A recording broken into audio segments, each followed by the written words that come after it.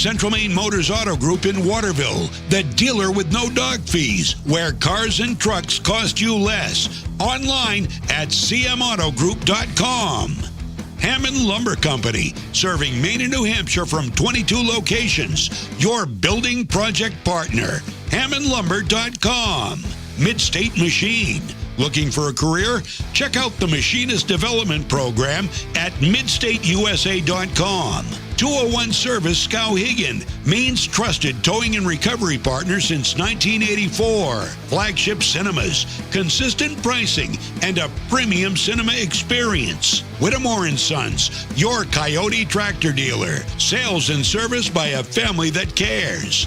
Somerset Stone and Stove, offering quality gas pellet and wood stoves and hardscape products.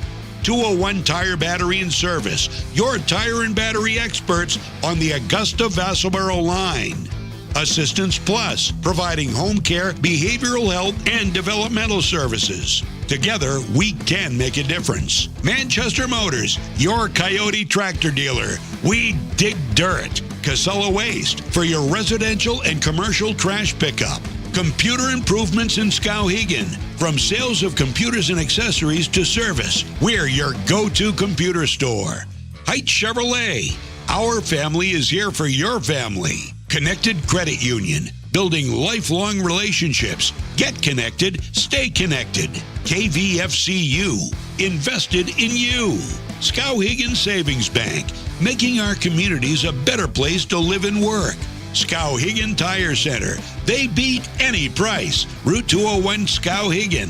KMD Driving School in Oakland, teaching your kids to drive for over 25 years. Kennebec Eye Care, 216 Main Street, Waterville, your sight specialist. Danforth's Down Home Supermarket, second-generation family-owned in Herman and Pittsfield, with all your grocery and shopping needs. And by SBS Carbon Copy, Main Street, Waterville, where printing's personal, not puzzling.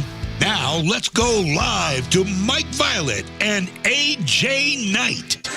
The last time the Lawrence and Skowhegan boys got together, something had to give. You see, both teams came into that game with goose eggs in the win column. They were 0 for the season. Well, tonight here at Folsom Gym in Fairfield, as we sit or stand eventually on January 31st, something has to give, because both teams come into tonight's game with one victory. So somebody's going to get their second win of the season here tonight. Good evening and welcome to Folsom Gym in Fairfield. I'm Mike Violet along with AJ Knight and our score crew. 1-14 versus 1-14. Two programs with incredibly strong histories have suffered about as bad a season as you can, respectively, as Jason Pellerin's Lawrence Bulldogs and Tom Netto's Skowhegan Riverhawks. You're going to flush this one down the toilet after the season is over with. But you got to play out the string. They have 3 games to go. You could finish a respectable 4-14. That wouldn't be the worst thing ever. And the road to getting there begins with getting a win here tonight. Well, to your point, what could make a season that potentially could be, 4-14 at best better? Well, how about if your rival finishes 3-15 instead of you finish 4-14? That would certainly count for something. So I think that matters most is obviously in a rivalry game, potentially a classic with two teams who are struggling. And it'll be curious to see if at home Lawrence can fix the bugaboo that's plagued them all season, which is they have no problem getting a lead. Right. They just can't keep it. They've had one in probably half their games. I watched their game against Coney earlier in the week, and they led for 2.5 quarters and gave Coney all they wanted before they faded down the stretch. Here's one point I definitely want to make before I forget it. I've got the latest Teal Point standings queued up here on my phone. Now, Lawrence, the number 9 seed on the outside looking in, and Skowhegan at number 10, probably has 0 chance to make it. But Lawrence has a win over number 8 Nokomis, their only win. And if they were to run the table, which includes a game against Nokomis, they might still be able to get in. So there is something to play for. And again, to your point, we've had Hamden, you and I had that game. I think we had a Nokomis game in the other game, maybe not. But every game you and I have had against Lawrence has essentially gone the same way. Yeah. They usually get out to a hot start. Then in the second quarter, the team comes back with some kind of big run. Then it gets neck and neck in the third quarter, and then there's a double-digit run to close out the game, and the box score doesn't look quite as nice as the game was. That's pretty much every game Lawrence has had.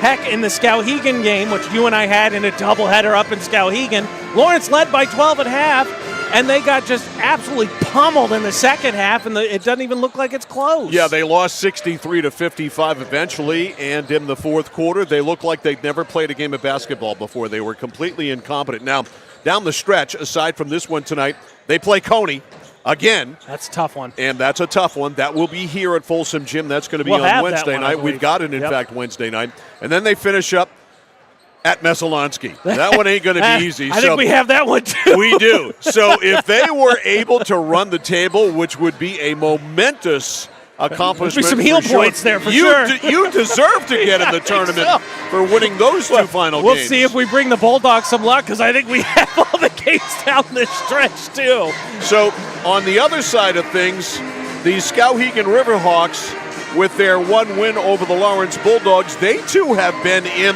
a lot of the games they played, including their last one. They lost to Mount Blue just by a score of 48-40. We've seen Mount Blue. That's a quality ball club. Yes. They lost by 1 to Camden Hills. They lost by 2 to Nokomis. They only lost by 9 to Messalonsky. They lost by 16 to the Coney Rams. They lost their first game against Camden Hills only by 12. So they too, like Lawrence, have been oh so close, but just never able to push over the hump. Yeah, just to encapsulate that, Mike, 5 of Skowhegan's last 7 games have been decided by single digits. And you feel like if it's been decided by single digits, you're there. It's a couple of plays going the other way, and you're talking about potentially overtime or stealing one. So we've got 2 games tonight. I don't know if we've mentioned that or not. Also true. Night is a doubleheader night. The Lawrence girls will look to remain undefeated against the Skowhegan girls in Game 2. Senior night for the Lawrence girls, not senior night for the boys, because they have their final home game of the season coming up on Wednesday night against the Coney Rams. So senior night is coming up for the boys on Wednesday night. We'll take a timeout. We'll come back, starting lineups, get you set for the national anthem, and more after this on The Score. At Central Maine Community College, we are building things that last. We're investing in technology, new facilities, and offering more degree programs than ever before. You can get the traditional college experience at a fraction of the cost. And for some, it's even free. Wait, did she just say free? That's right, free tuition for Maine high school grads from 2020 through 25. Set your goals and find your path at CM. Let's build a future together. There's money in your unwanted metal. Clark Scrap Metals pays top dollar for any cars, trucks, or scrap metal that you want to get rid of. Stop over, we'll weigh it and give you a check. Got a big job that needs a major cleanup? We'll drop off and pick up 1 or more of our roll-off containers for residential or commercial work. And at Clark's, we crush cars. We travel statewide and offer fair prices. Locally owned for 3 generations, no one knows scrap metal like Clark's. In Chelsea, Hollowell, and Jay. Online at ClarkScrapMetals.com. It's that moment when everything comes to a halt. Mom, is everything okay? It's okay. We can call for some help. And what you need most is someone you can trust. 201 Service, this is Brandon speaking. How can I help you? Hi, yeah, my car just broke down.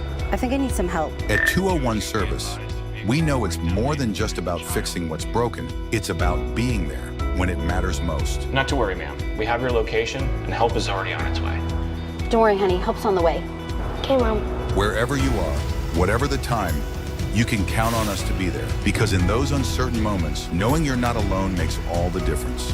201 Service, Maine's trusted towing and recovery partner since 1984. For us, it's a family business that is steeped in tradition. You know, our relationship with Waterville goes back a long ways. Over the years, we've been fortunate enough to grow, and we've been able to grow with the town. We look at the work that we do as something bigger than just the sale of a car or the servicing of an automobile. We're here to be a part of something bigger than just ourselves by giving back to the community with our time and our energy, because it's all about taking care of people. When you're ready to tackle your next building project, no matter how big or small, depend on Hammond Lumber Company for the products and services you need. The knowledgeable staff at Hammond Lumber will be with you every step of the way and keep your project on schedule. From free estimating and project planning to design and drafting services, an extensive product inventory with a wide variety of brands to choose from, and of course, Hammond delivers from any of the locations across Maine and New Hampshire. Hammond Lumber Company, your building project partner.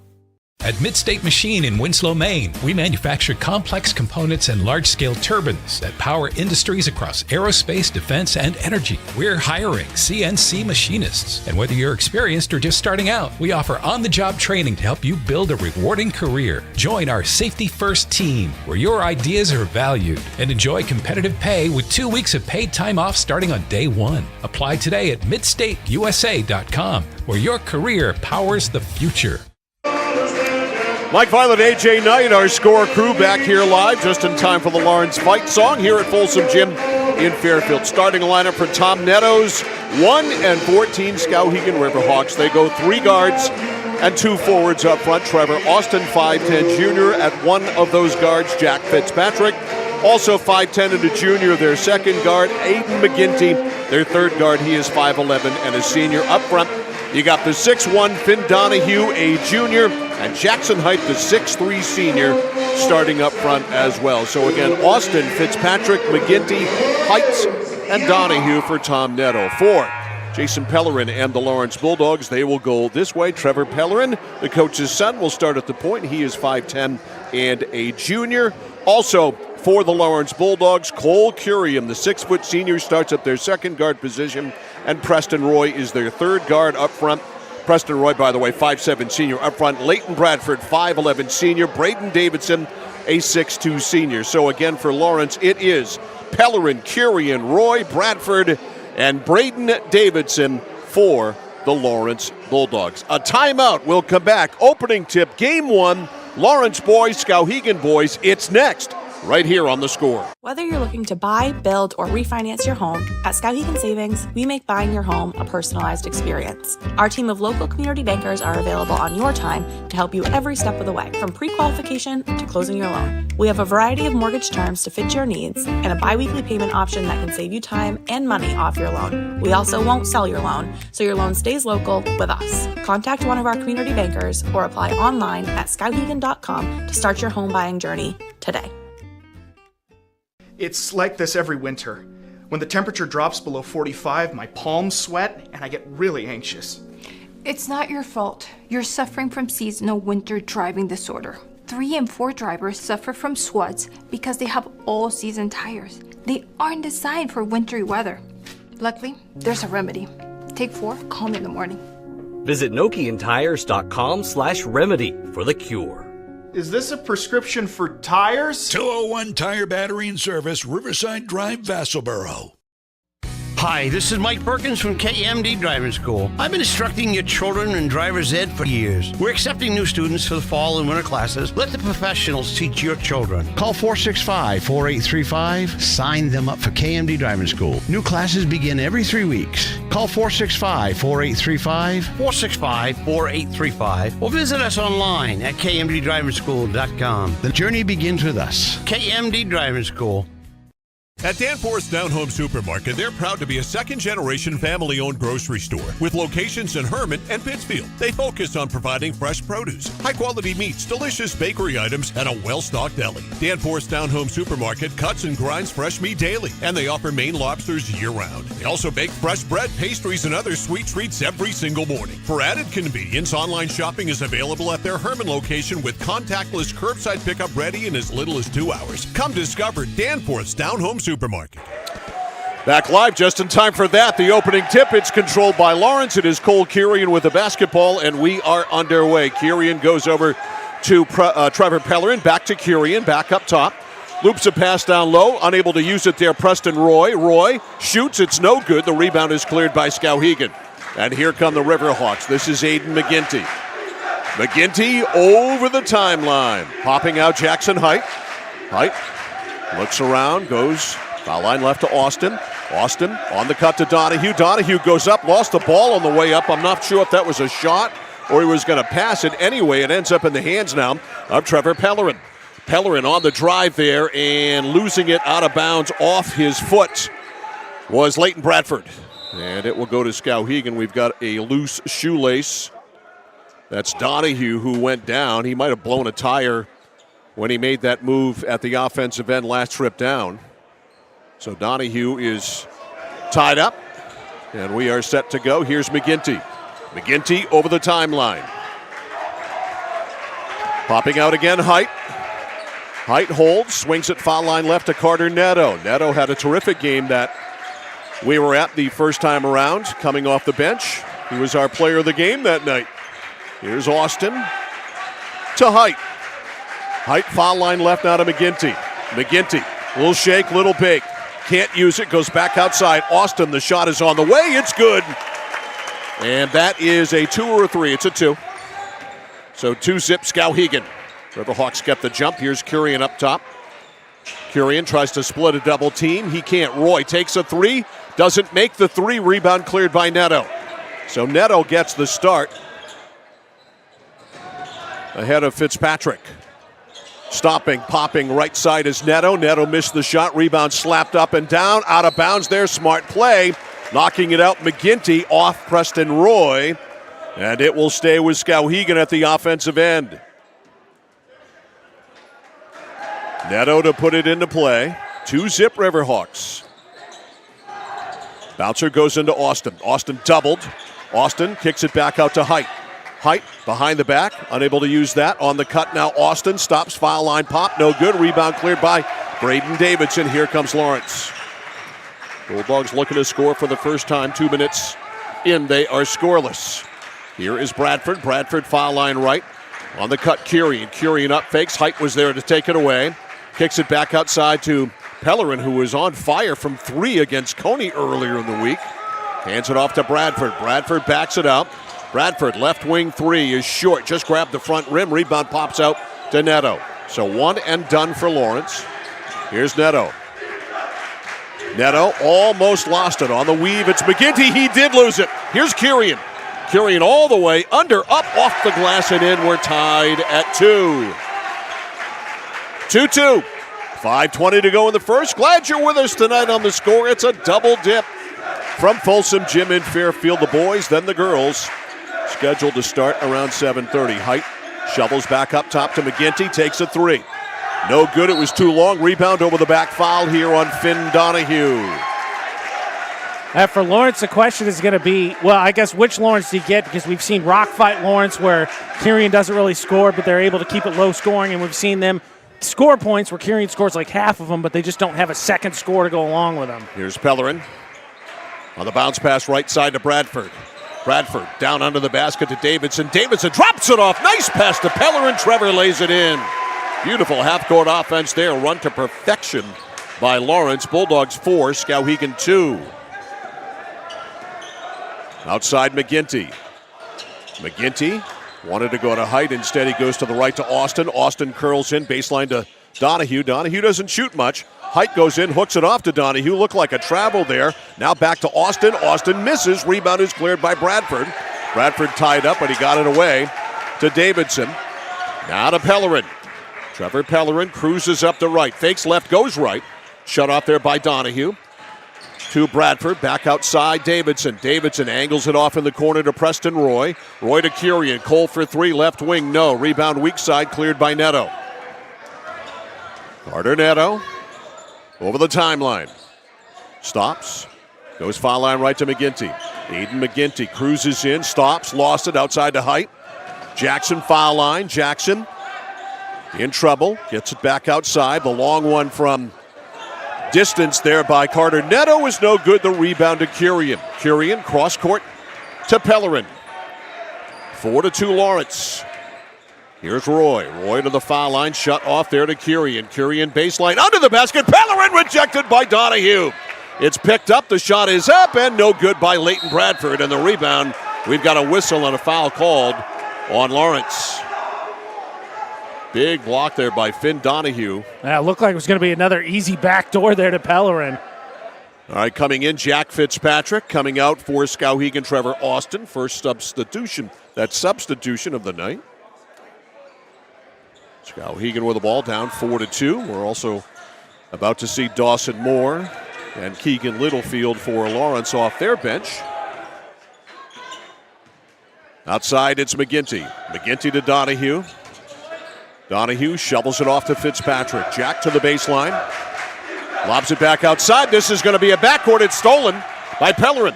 Pellerin on the cut to Bradford. Bradford threw up a boulder. The rebound is cleared by Roy. Now to Kirian. Kirian angles in. Euro step. He couldn't finish it. Rebound under the basket. Roy. They'll start it again. A three by Bradford. Bingo! 7-2. Lawrence by 5. 2:45 left in the first. Here's Carter Neto to McGinty. McGinty drives. Backpedaling there was Pellerin trying to draw an offensive foul. The shot is no good from the right wing by Fitzpatrick. The rebound to Lawrence. Curian now to Pellerin. Pellerin is called for carry.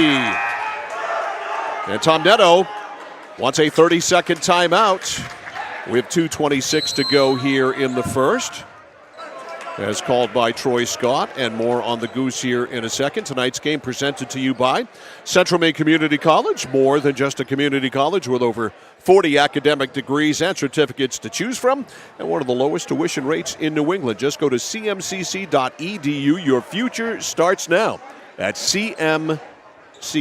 So a 30-second timeout called by Tom Neto. Mike, for Skowhegan, one of the big differences is in that game that allowed them to get the win against Lawrence was the fact they got the foul line. I think it was a difference of like 24 attempts to 8, I think, for the Bulldogs. So you have to drive and draw whistles. They want to find a way to get some sustained offense. Skowhegan ball. And it goes to Bryson Socher, who just came in. Socher is a freshman, and the ball tipped out of bounds there by Trevor Pellerin. Bryson is a freshman. He's 5'9". He'll inbound it. Socher looking it over. Popping out up top, Fitzpatrick. Foul line left now to Caden Pelletier, who just came in, 6-foot sophomore. So Tom Neto, that is liberally using his bench. Pelletier stops, right side of the key, pops and hits. Nice move there by Pelletier. The sophomore hits. Caden with his first hoop of the night. It is 7-4. Outside, Trevor Pellerin for 3, a shade long. Rebound, Pelletier. Good stretch here for Pelletier. We are down into crunch time. It's presented by Clark Scrap Metals. Don't fix it, scrap it. Locations in Chelsea, Hollowell, and Jay. A 3 from the left side by Fitzpatrick. No good. Height with a rebound, but rolls off his foot right to Kirian. Now a driving at Bradford. Davidson, that is, and Davidson lays it in. 9-4. Lawrence by 5. Minute and a half to go. We are in crunch time. Curling around is Socher. Socher is fouled on the play by Braden Davidson, who just hit that layup. Going to see the freshman Ryder Provost. He'll come in for Davidson. So that last name royalty in Lawrence yet? It is. It is royalty. No question about that. All right, pass into Donahue. Donahue blindsided, stolen by Kirian. Kirian 2-on-1 trying to ride it. Does. Pellerin hits. And a foul. Nice job by Kirian to ride that for as long as he could as the 2-on-1 developed. And the defender finally made a move and he laid it over and Pellerin hit the shot. And is fouled on the play with 1:18 to go. 11-4. Pellerin at the line. Hits. Lawrence with their largest lead of the night, 12-4. Here's Fitzpatrick. A trap to Neto. Neto almost fouled by Pellerin. Pellerin swatted it away. Ball's loose. It's picked up. Now Donahue with it, and Donahue is fouled. Lawrence with some hellacious defense there. Yeah, look at the mid-state machine. It's a replay. Bailout if ever I feel like there was one. I don't think that was a foul. I don't think if you're going to call one at half court, you're not calling that one at the timeline. 1:04 to go in the first. Lawrence 12, Skowhegan 4 into Neto. Now to Fitzpatrick on the cut. Laid up and in by Caden Pelletier, who's given them a quick 4 off the bench. 12-6. 50 seconds to go in the first. Outside Littlefield, now to Kurian. Kurian fakes a three, and he is called for a walk. Traveling is called. Goes back to Skowhegan, 44.6. Pass into Fitzpatrick.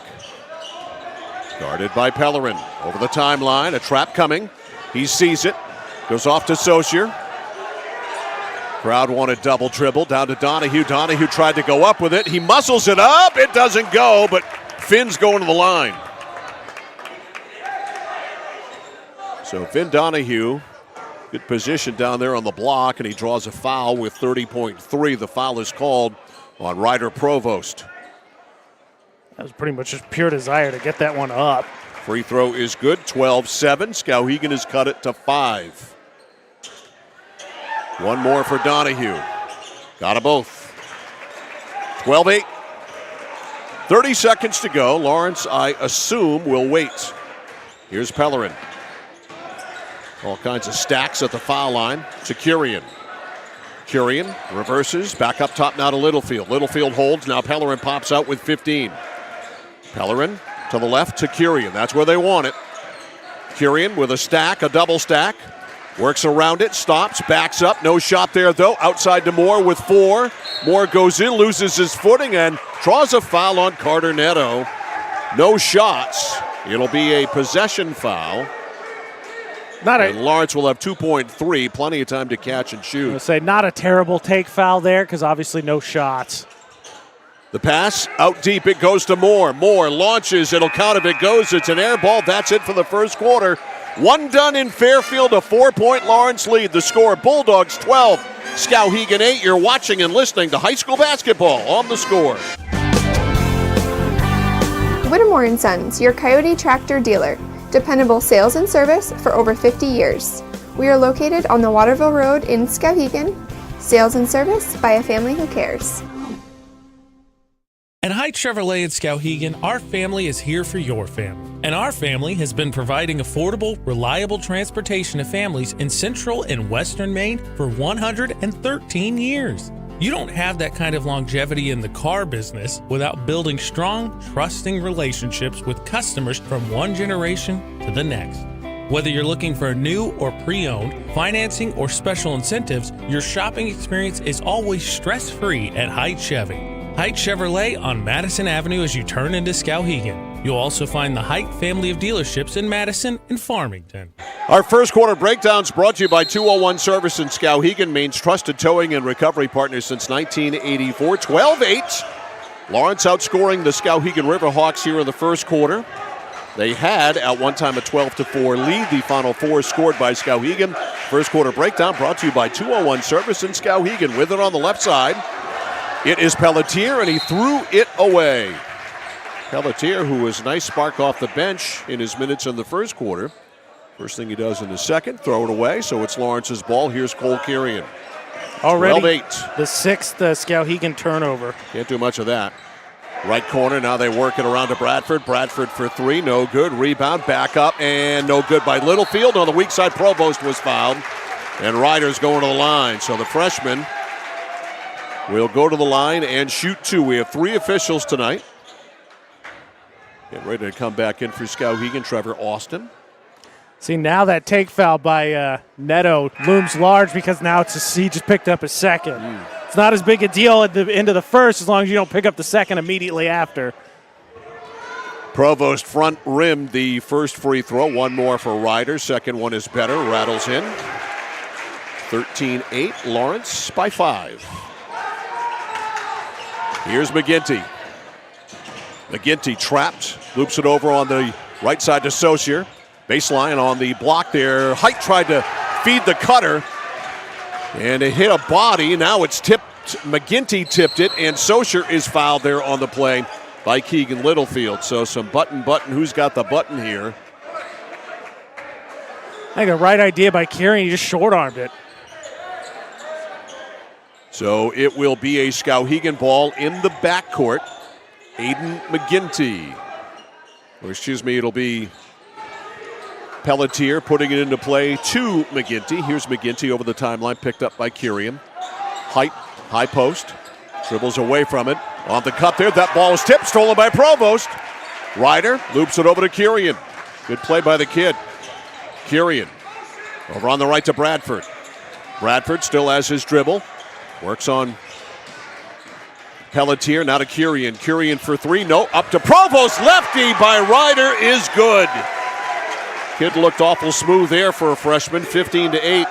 That was a nice roll, and it was a nice ball fake by Kyrian, too, to get him some extra space. McGinty drives, and his runner is good, but he was fouled before the shot. Fans want the and one, but in high school, no way. No. Girls game to follow. Tomorrow night, we've got a great high school hockey matchup for you. Coney and Mesalonsky from Jack Kelly Rink at Colby College. Game time tomorrow night, 7 o'clock, the rematch of what was a wild one. The first time those two teams played back on January 8th, I believe. A three here by Socher is good. Bryson Socher, the freshman, hits, and it's 15-11. The Lawrence lead is 4. Kyrian, a stutter step, steps back, launches, got it. That's a 2, 17-11. Baseline pop by Kyrian.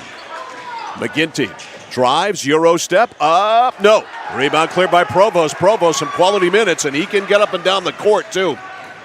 He really hustles up and down. Kyrian for three. Nope, that one's too long. Rebound, great job there by Littlefield to try and keep it alive, but he couldn't corral it, and it's out of bounds.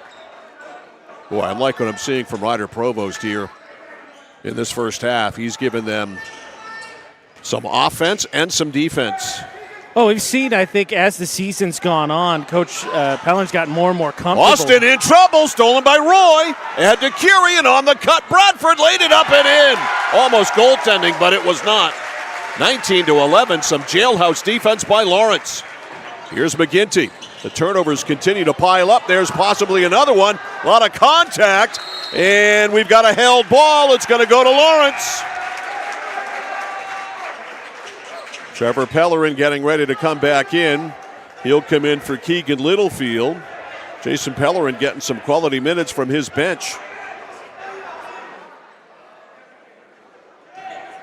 Lawrence's ball. Pellerin will bring it up.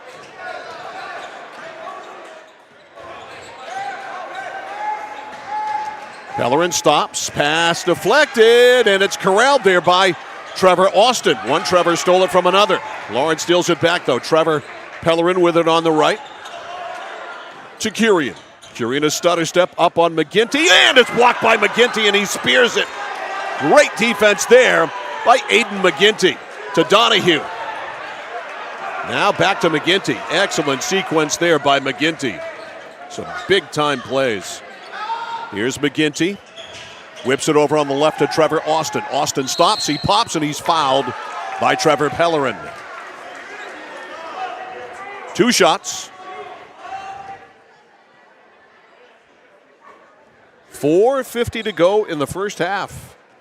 Up and down, up and down. Here's Trevor Austin, way off.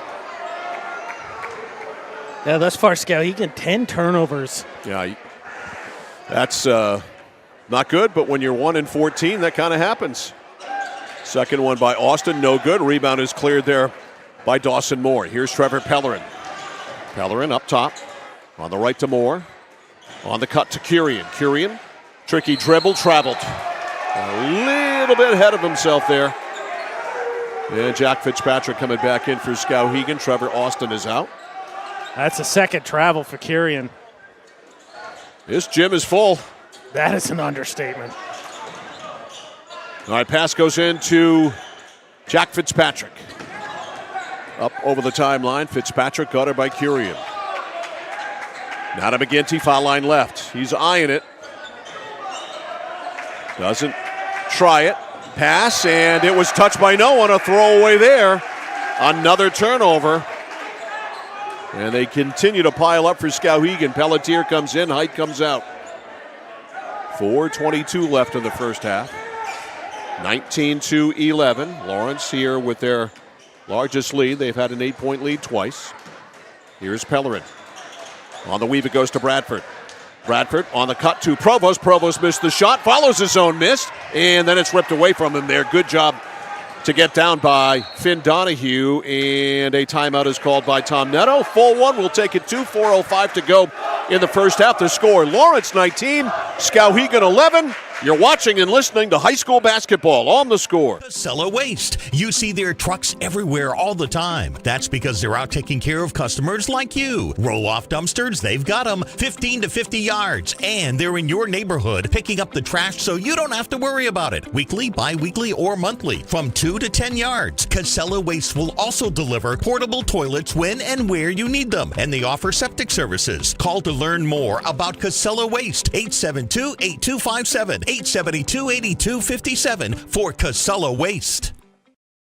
Over 30 years ago, Paul and John A. Bowen set out on a mission to help aging Mainers stay in their own homes.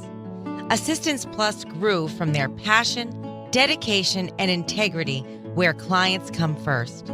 Today, Assistance Plus serves not only the elderly, but clients with developmental and behavioral health challenges. Assistance Plus is here for you today and through all points of your life. 4:05 left to go in the first half of game number 1 for us tonight. Lawrence boys on top of Skowhegan 19-11. Lawrence and Skowhegan girls scheduled to tip at 7:30 in our nightcap. All right, it is a Skowhegan ball after the timeout. Lawrence with some pressure, and it goes to McGinty. What the heck, has he got tissue in his nose? I think so. That is weird. I have never seen that before. A steal all the way down, leaning up. The shot by Moore, no good. Lost out of bounds by Donahue. I see that. I've never seen a player on the court before with tissue coming out of his nose like I see in Aiden McGinty, number 12. It seems to me that that is something that should not be allowed. Very quick and dirty solution. Whips it over to Roy. Roy for 3, no good. Rebound weak side. Going to get a foul here on Ryder Provost. Their freshman mistake there. You're going to see here easily. The rebound's gathered up, and Provost is going to kind of hug him over the top. That's an easy call. Reminds me of when they were playing with masks 5 years ago at this time, which is still the most bizarre thing I've ever seen. Up top, it is Pelletier on the logo now. Pelletier. Guarded there by Moore. Goes on the elbow to Donahue. Finn. Back over to Pelletier. Pelletier for 3. It's up and good. Well, James Harden in those steps, wasn't it? Yes. 1914 was Harden-esque from a right-hander. Pelletier up top to Cole Kirian. Cole behind a pick. A stutter step. Quick pass, and Provost not really ready for it. It was at his lower body, shall we say. He's out. Brady Richards is in. Nice minutes, though, from Ryder Provost. And Brady Richards, the 6'4 sophomore, is in. 19-14. Here is Pelletier. Caden pounds it into the floor on the right side of McGinty. McGinty floats to the foul line. Shut off by Richards. Down low. Reverse up. No good by Donahue. Rebound speared. Nicely done by Richards. The kick out to Kirian. Cross court to Pellerin. Pellerin on the cut to Kirian. Kirian, what was that? He threw it right into the hands there of Socher. Take that to the basket there. Now Kirian's going to get a touchdown pass from Pelletier, and he gets a basket finally, but he should have 2. He tried to no-look it, but the Skowhegan defender was standing right there. That's what happened. A little bit too much mustard on the hot dog there. 21-14. Outside, another one by Caden Pelletier on the way. This one is pure air. Rebound fought for, out of bounds off Skowhegan. Last touch by Donahue. Back in, it's Leighton Bradford for Lawrence. And coming out is Keegan Littlefield, I believe. 2:11 to go. No, it was more subbed out as we saw in the mid-state machine replay. Kind of walked in defense, looked like he got hit in the nose or something. Well, you got to get a tissue in the nostril. There's another throwaway by Cole Kirian. Almost crunch time here. 4 seconds away. We'll go with it. Crunch time brought to you by Clark Scrap Metals. Don't fix it, scrap it. Locations in Chelsea, Hollowell, and Jay. 14 total turnovers by both teams in this quarter. Turnover festival. Left side, Pelletier. Pelletier back to the top to McGinty. McGinty, tissue and all, fakes, doesn't take it. Backs in, passes tipped. Ends up in Pelletier's hands, now to Saucier.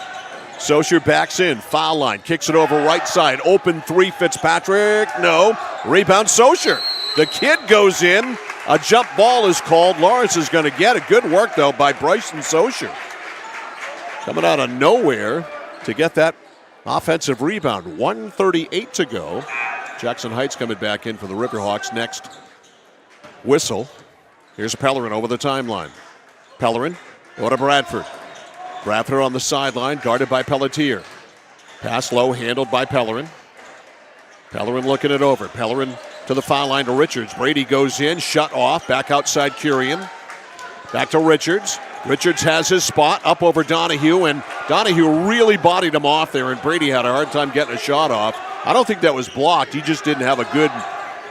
Nothing good happened on that for Brady Richards. No. Here at the top, it's Fitzpatrick. Fitzpatrick bounce pass, and it gets caught in the passing lane there, hit a leg, and it comes out to Curian. Curian all the way under, up, Roy lays it in, nope, offensive foul. No basket. Turnovers, turnovers, more turnovers. 21-14. Skowhegan, I think, struggling to find offense. Lawrence, I think, to steal your quote, trying to put too much mustard on the hot dog. Here's Fitzpatrick. To Height, left elbow. Height back outside Fitzpatrick. Now foul line left. Saucier lines up a three, no good. Rebound tipped around, and it comes down into the hands of Trevor Pellerin. And Lawrence with 35 seconds left here in crunch time. Pellerin left sideline. Popping out now is Bradford. Bradford at the top, now Curian. Curian with 25, now Pellerin. Pellerin guarded by Fitzpatrick, now to Bradford. Bradford with 17 to Curian. McGinty comes out on him, setting a pick is Roy. Curian picked the dribble up with 9, now to Pellerin. Back to Curian, that's where they want it. Curian goes baseline, kicks it out to Pellerin. Pellerin's got to shoot it, laid it over, it'll count if it goes, and Richards missed a layup at the buzzer. Lawrence up by 7 here at halftime. Our score at the break from Folsom Gym in Fairfield. Lawrence Bulldogs 21 and the Skowhegan Riverhawks 14. You are watching and listening to high school basketball on the place for local sports. Sports Radio 1160 WSKW. The Score. Looking for a way to heat your home while staying within your budget? A home heating loan from Connected Credit Union is the perfect solution. We've got you covered with an affordable way to keep warm this winter. Maybe you're thinking of purchasing a heating and cooling system or replacing your windows. Making your home more energy efficient isn't just an investment in your home, it's an investment in your lifestyle. Contact our loan team for more details or apply online at connectedcreditunion.org. Get connected, stay connected. Federally insured by the NCUA, Equal Housing Lender. Membership eligibility required. My dad's a real hero. Not like a superhero or anything. More like a regular dad kind of hero. Because every weekend, even when the weather's bad and it's super snowy, he always gets us there safe. They don't know how you do it. All they know is that you care. See Skowhegan Tire Center. They beat any price. Route 201, Skowhegan. Notice the price of gas and oil lately? Thinking about a pellet stove? Pellets are a renewable resource that are economical, and pellet stoves don't have to be ugly or loud. Come talk to us at Somerset Stone & Stove. Let us explain why now is the best time to have your pellet stove installed. Wouldn't you love to have a gas stove or fireplace designed for your home? Let Somerset Stone & Stove design and install a Regency gas stove or fireplace that is just right for you. Let us customize your Regency gas stove or fireplace while you enjoy the beauty and warmth. Visit Somerset Stone & Stove in Oakland. From the moment you check in at Kennebec Eye Care, you'll be greeted with a smile. From there, you'll be given a comprehensive and thorough eye exam from Dr. Peter Parody, Dr. Leslie Sobeck, or Dr. Kaylee Brown. Once your examination is completed, they'll go over what steps need to be taken to improve your eyesight needs with glasses or contacts. If you're a current patient or looking to become a new patient, then see the eye specialists at Kennebec Eye Care. Kennebec Eye Care, your sight specialists since 1955. Discover the printing experience you've been searching for at SBS Carbon Copy on 54 Main Street in Waterville. Tired of getting lost in big box stores? Whether you need unique business cards or large format printing up to 44 inches wide, customized invitations that scream you, we've got it all. Our team is here to print, copy, or scan with a smile. Fast, affordable, and with a touch of personality. Don't settle for ordinary. Dash over to mainprintingservices.com where printing's personal, not puzzling. Manchester Motors is your official Coyote tractor dealer. If you work the land, you just got to be a jack of all trades type. There's just too much to do. So if you got to be a welder or a farmer or a ditch digger, that's just who you are that day. Then tomorrow, you can be somebody else. Find your Coyote tractor at Manchester Motors, 1031 Western Avenue, Manchester.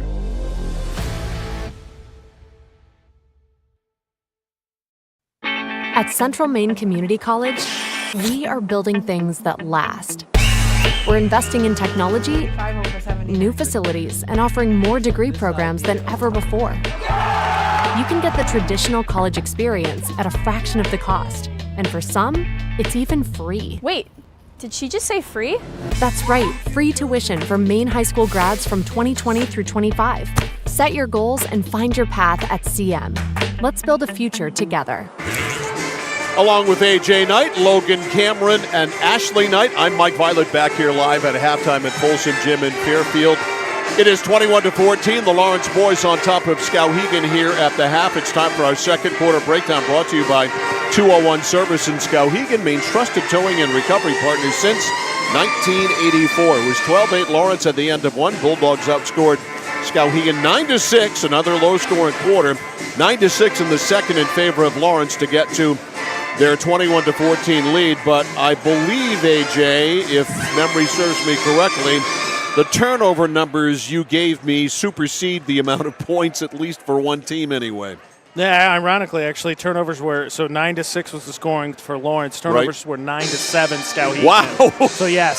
So 9-7, the turnovers in the second quarter, truly unbelievable on our second quarter breakdown brought to you by 201 Service in Skowhegan. 21-14 at the half, and halftime brought to you by Hammond Lumber Company, serving Maine and New Hampshire from 22 locations. Your building project partner, HammondLumber.com. So, two teams that are 1-14, 9-7 turnovers in a quarter. That kind of encompasses the whole season right there. Yeah, Skowhegan, I think for most of the season has been more of the offensively challenged team, as you and I talked about in the pregame. Lawrence, I think, because of Cole Kirian's ability to get hot, hasn't struggled so much offensively, where we've seen, I think, pretty much perfectly demonstrated in the half, is he just gets sloppy with the ball, trying to make too many flashy passes, trying to make too much just extra passes, and it just ends up going the other way, whereas I think if you just make the routine play, this could be somewhere in maybe twice as much. And for Lawrence, as we've seen, Mike, this question, the last time these two teams played, Lawrence was up 12. They got outscored 19-5 in the third quarter on a way to get losing by 8. So for Lawrence, can you cut down on some of the turnovers and continue to build on the lead, or are we going to see them do what they've done all season, which is give up leads and be in a dogfight late and then run out of gas? Yeah, that's been the MO. And again, I watched part of the Coney-Lawrence game the other night from Augusta, and Lawrence gave Coney all they wanted for nearly 3 quarters, and then has been their makeup this year. They fall apart late in the ball game, run out of gas, run out of players, run out of energy, whatever they run out of something, and they end up getting run right out of the building and losing. They've done that 14 out of 15 times. Skowhegan, I don't know if it's the same MO for them. We saw them have a nice comeback against Lawrence in their lone victory, but for 2.5 quarters that night, they got blown right out of the building. So this has been just, once in a while, quality programs like Skowhegan and Lawrence have years like this, and this is their year, 2024, 2025, to have it. Yeah, for Skowhegan in the first game, again, the foul disparity, and Lawrence ended up fouling late, so it got a little bit carried away, but it was, again, something like 24, 26 attempts for the Riverhawks to 6 or 8 for Lawrence, and again, Lawrence likes to jump shoot, so they're not going to draw as many fouls. Part of the problem is McGinty was a big part of that early. He was able to get to the hoop in Skowhegan, and then Neto picked up in the second quarter and really carried the offense the rest of the way. He picked up his second foul early in the second quarter, sat most of the first half. so obviously they've been missing him, but can Skowhegan draw some whistles, get to the free throw line, get some offense going, or are they just going to be kind of struggling their way through, hoping Lawrence continues to make mistakes? Coming up after the game, we'll pick our Flagship Cinemas Score Player of the Game, and we will give said player a CMCC swag bag filled with a Score t-shirt from Joseph Sporting Goods, a Score Player of the Game keychain, Flagship Cinemas consistent pricing, and a premium cinema experience. Halftime's been brought to you by Hammond Lumber Company, serving Maine and New Hampshire from 22 locations. Your building project partner is Hammond Lumber. Find them online at hammondlumber.com. As we go to the third quarter, the score after 2 from Fairfield and Folsom Gym. The Lawrence Bulldogs 21, the Skowhegan Riverhawks 14. Second half action, that is next on the Score. There's money in your unwanted metal. Clark Scrap Metals pays top dollar for any cars, trucks, or scrap metal that you want to get rid of. Stop over, we'll weigh it and give you a check.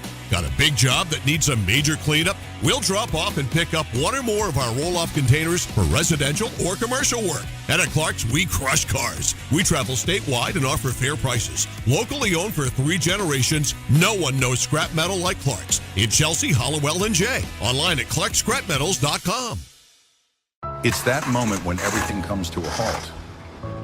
Mom, is everything okay? It's okay. We can call for some help. And what you need most is someone you can trust. 201 Service, this is Brandon speaking. How can I help you? Hi, yeah, my car just broke down. I think I need some help. At 201 Service, we know it's more than just about fixing what's broken. It's about being there when it matters most. Not to worry, ma'am. We have your location, and help is already on its way. Don't worry, honey. Help's on the way. Okay, Mom. Wherever you are, whatever the time, you can count on us to be there. Because in those uncertain moments, knowing you're not alone makes all the difference. 201 Service, Maine's trusted towing and recovery partner since 1984.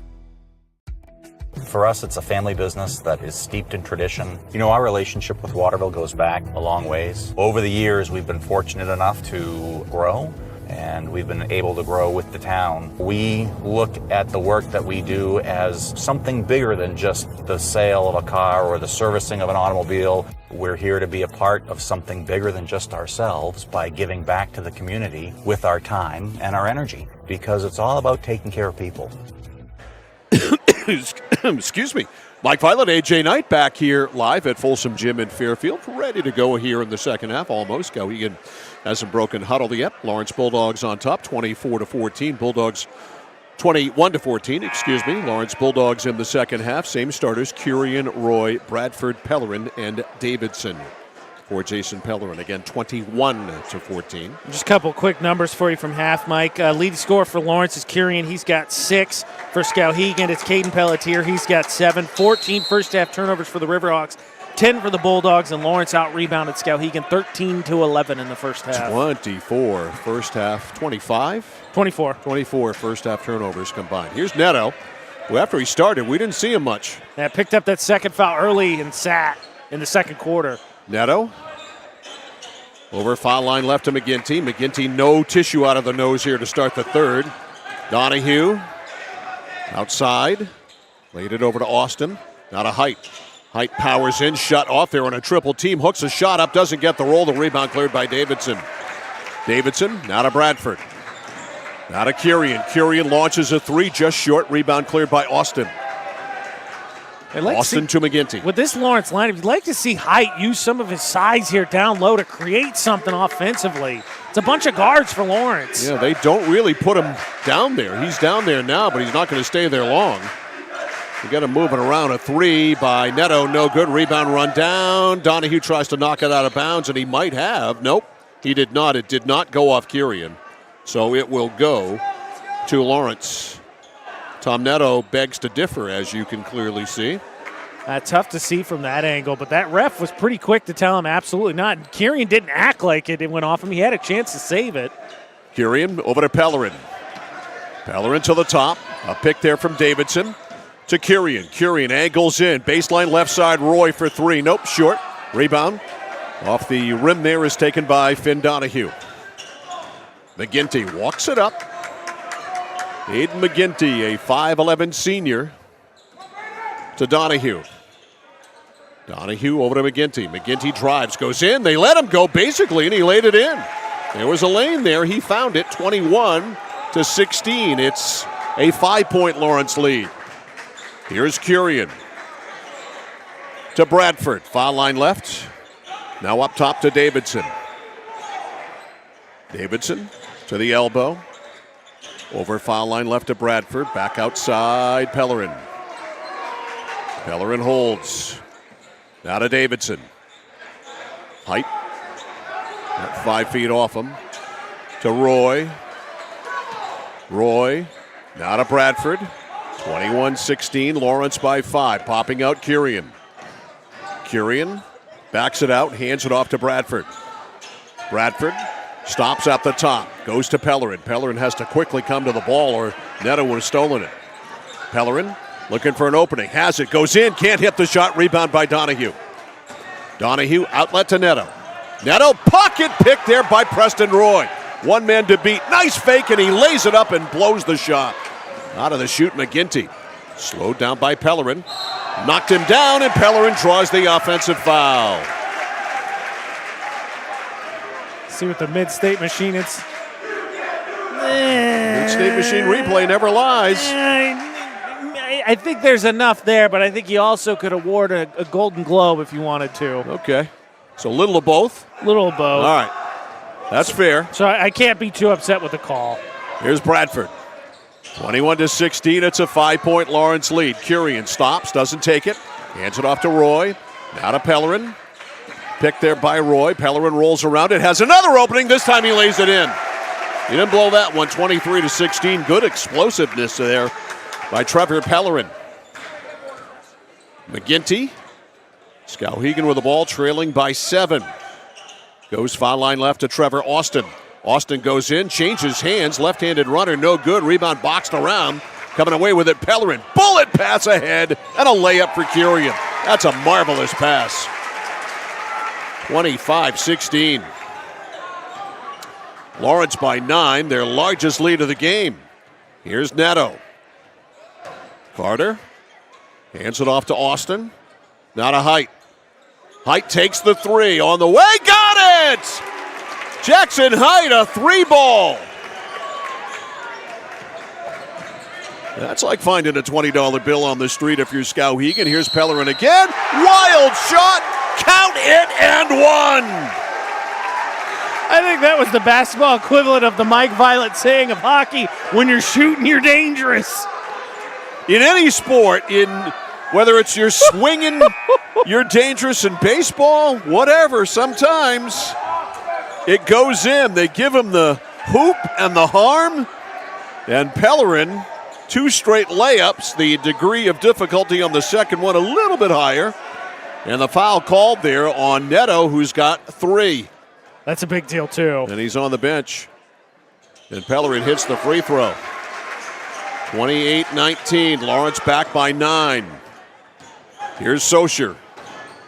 Right corner, open there is Austin for 3. Check that Pelletier for 3, and the rebound Lawrence, but they throw it away. Here's Socher. Socher drives, goes up, and a foul called. That is called on Bradford. 2 shots here for freshman Bryson Socher. 5'9" freshman. Where's the number 3? And he misses. Lawrence and Skowhegan girls will tip off, scheduled around 7:30. It is senior night, so that may be delayed. Second one is on the way and in. 28-20. Back in for Lawrence is Keegan Littlefield. Out is Preston Roy. Pellerin with the basketball. Over the timeline.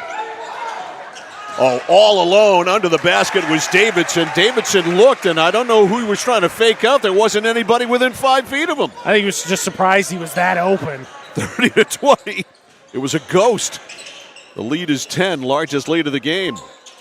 Foul line right now, Socher. Socher to the top, on the cut to Pelletier. Pelletier can't use it. Right corner 3, on the way McGinty. That's no good. Rebound hauled down by Donahue. They whack at him. Now outside, trying to drive there is Fitzpatrick. Fitzpatrick goes up over Pellerin and hits. That was tough. That's a high degree of difficulty right there. 30-22. It's an 8-point lead. 3:10 left in the third. Kurian. All kinds of fakes. On the cut to Davidson. Davidson shut off there by Height. Shovels it back outside to Bradford. Bradford drives. Traveling is called on Bradford. Another unforced turnover. Under 3 to go. Here is Fitzpatrick. Fitzpatrick, stolen. Pellerin stole it, has Kurian with him. Pellerin goes up, lays it in. Boy, this is Trevor Pellerin's quarter. He's got 12 now. 32-22. 2:35 to go in the third. The lead back to 10. Top of the circle, Fitzpatrick. High post, Height, back to Fitzpatrick, stolen by Pellerin. Loops a pass, it's tipped and stolen. Boy, the turnovers continue just to multiply. That's knocked out of bounds by Littlefield. And nearly another one. Man, oh man, Ashevitz. 7 this quarter combined. All right, back in for Lawrence is Roy. Back out is Bradford. Saucier looking for help. It's Pelletier. Guarded by Pellerin. Almost lost it. Boy, Pellerin is a pain in the rump defensively. You imagine his dad got after him for that. Yes, a little bit. Here's Pelletier, right corner for Height. Jackson goes baseline, goes up, high off the window, can't get it to go down. Donahue snags that rebound. Saucier for 3, in and out. Rebound, it's Davidson. Davidson to Kurian, under the basket, Roy up and in. We are into crunch time, by the way, presented by Clark Scrap Metals. Don't fix it, scrap it. With locations in Chelsea, Hollowell, and Jay. And Tom Netto takes a timeout after that made layup because his team is down by the biggest margin that they've been down by tonight. It is 12, 34-22. All of a sudden, again, Lawrence has still turned the ball over, but Skowhegan, Lawrence getting out and running, so they're turning those turnovers to easy points as opposed to in the first half. It was kind of, okay, I'll turn it over, then you turn it over, then I'll turn it over, and we'll just have a rock fight. Lawrence getting out and getting easy buckets now. So if you're Skowhegan now, you'd like to work it down to single digits before the end of the third quarter. And I would think in the back of your mind, you got to know that Lawrence has a propensity to spit late leads away. I think you got to keep them in the position, though, to do that. You got to force them to. If you're not scoring, I think they could still kind of play loose and free. If you're able to keep it a little bit closer, I think they get tight. All right, Saucier into Fitzpatrick. Jack slowly walks it up, picked up by Kurian midcourt. Fitzpatrick over the timeline. High post to Height. Height taken away by Kurian. Lead pass over. It's Littlefield, and did he lose the ball out of bounds? Goodness gracious sakes alive. 9 combined turnovers now this quarter. Treating the ball there like a stick of dynamite. That should have been a layup. And if you're doing the math, and I know you are at home, 33 combined turnovers. Jeez, I'm Rice. Fitzpatrick over to Height. Height to the foul line. Height over to Pelletier. Pelletier open 3 left wing. It's up. It's an air ball, but the rebound went off a Lawrence player right to Bryson Saucier for an easy little pop shot. 34-24. Accidental offense. Two teams that are 1-14. That stuff happens.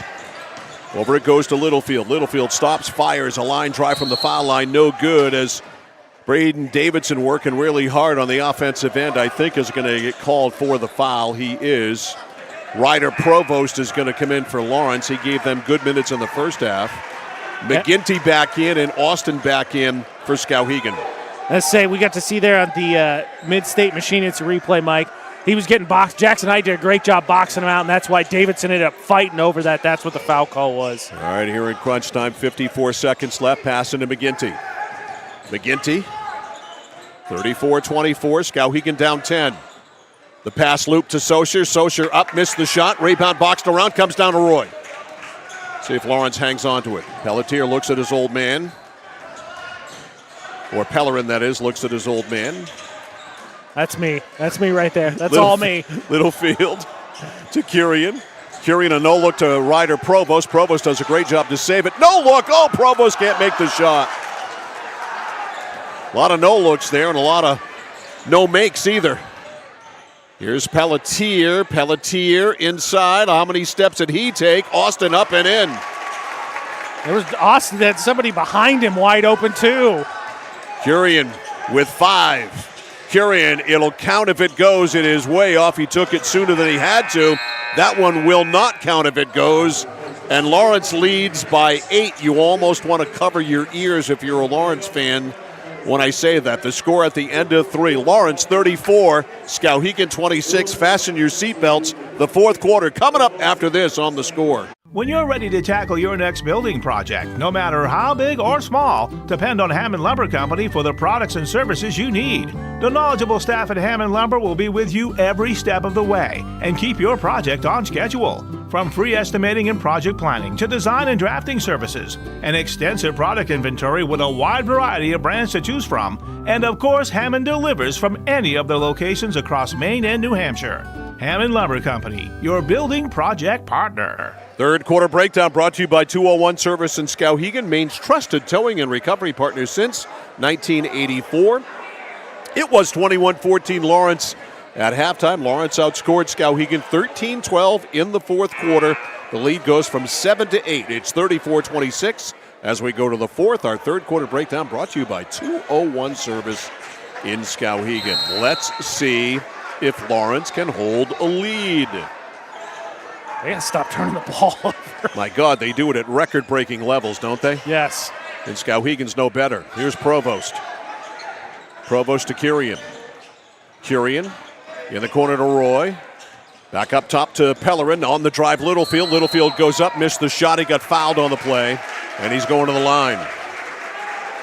Lawrence girls and Skowhegan to follow. It'll be after a senior night ceremony is held. Yeah. Going to take a minute because they got a few more than they did last year. Yep. At the line here, Keegan Littlefield, the lefty, short. Jason Pellerin can't even look. One more for Littlefield. Got the second one. 35-26, Lawrence up 9. They turn up the pressure a little bit. McGinty and Kurian. That's been a battle all night, and going up, offensive foul. McGinty way out of control. Finger rolled it up. He missed everything, which I guess was appropriate. And it'll be a Lawrence ball. Lawrence, Skowhegan, each looking for win number 2. Here's Littlefield. Fakes, blows right by his man, lays it up and in as he went right by Cardinetto. 37-26, the lead is 11. Netto with 3 fouls, and he's fouled from behind by Littlefield. This is also what Lawrence doesn't need to do is quickly get Skowhegan into the bonus. All right, Braden Davidson comes in. Ryder Provost comes out. Skowhegan's ball on the baseline. Pelletier, after inbounding it, got it back. A 3 by Fitzpatrick. Just grazed the front rim. Rebound McGinty. McGinty to Netto. Netto tries to split a double team. He got fouled before that by Preston Roy. Inbounding situation here. Pelletier to inbound it. Pelletier into McGinty. McGinty blindsided, balls on the floor, and we get a whistle and a foul called on Littlefield. Littlefield? Wow.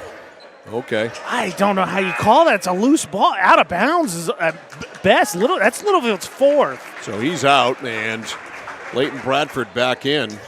More importantly, Mike, is that not 14 fouls? I thought that was 4 already on Lawrence. Well, it's 4 fouls on Littlefield. Maybe I did my math wrong, but they're quick. We're not even a minute in, and Skowhegan's already 1 away from the bonus.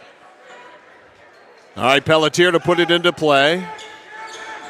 37-26, Lawrence by 11. It's into Netto. Netto's traveling at least once, maybe twice. That is the 20th turnover right there on Skowhegan. Wow. Here's Pellerin. Right corner, open, 3, on the way, short by Leighton Bradford. Rebound on the weak side by Pelletier. Pelletier brings it up. Guarded by Roy. Over to Austin. To Neto. Neto angles in, goes in, shot doesn't go. He will go to the line. Hockey tomorrow night. Coney and Demesalonsky, the rematch. Game time tomorrow night, 7 o'clock. First time they played. 7-5 win for Coney. At the line here, Carter Neto. Foul is on Pellerin. The shot is good. It's a 10-point game, 37-27. How about this, Mike? It's the first points by Neto. He was our player of the game last time. Our flagship center was player of the game last time they met. Hit them both, 37-28. And I believe he was 10 for 10 from the line in that game. He was. Lawrence with the ball and the lead, 37-28. Left side, Bradford. Now to Kirian. Kirian swarmed down low, turning, hitting. There is Braden Davidson. Great pass by Kirian. 39-28, it's 11.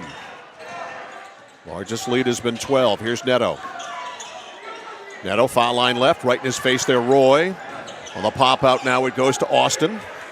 Austin whips it over to Pelletier. Down low to Height. Height back to Pelletier. Pelletier floated one up, missed everything. Rebound speared by Donahue. 3 from the corner is good.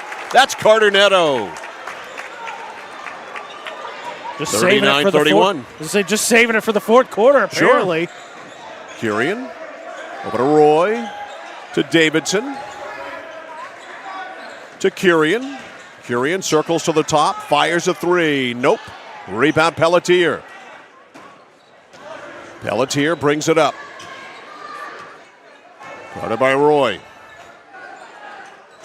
Skowhegan has spread the floor. Here's Neto, now to Height. Height's got 1-3. Jackson takes it in. Bounce pass off to Donahue. Donahue, the problem with getting the ball there to Donahue, that's a jump ball, is Donahue does not have any offense. He has no game whatsoever, and I think, frankly, he's a little timid to shoot. Full time out here by Jason Pellerin. We'll take it, too. 5:20 to go in this one. Lawrence by 8. Bulldogs 39, Skowhegan 31. More basketball from Folsom Gym in Fairfield after this on The Score. At Midstate Machine in Winslow, Maine, we manufacture complex components and large-scale turbines that power industries across aerospace, defense, and energy. We're hiring CNC machinists. And whether you're experienced or just starting out, we offer on-the-job training to help you build a rewarding career. Join our Safety First team, where your ideas are valued, and enjoy competitive pay with 2 weeks of paid time off starting on day 1. Apply today at midstateusa.com, where your career powers the future.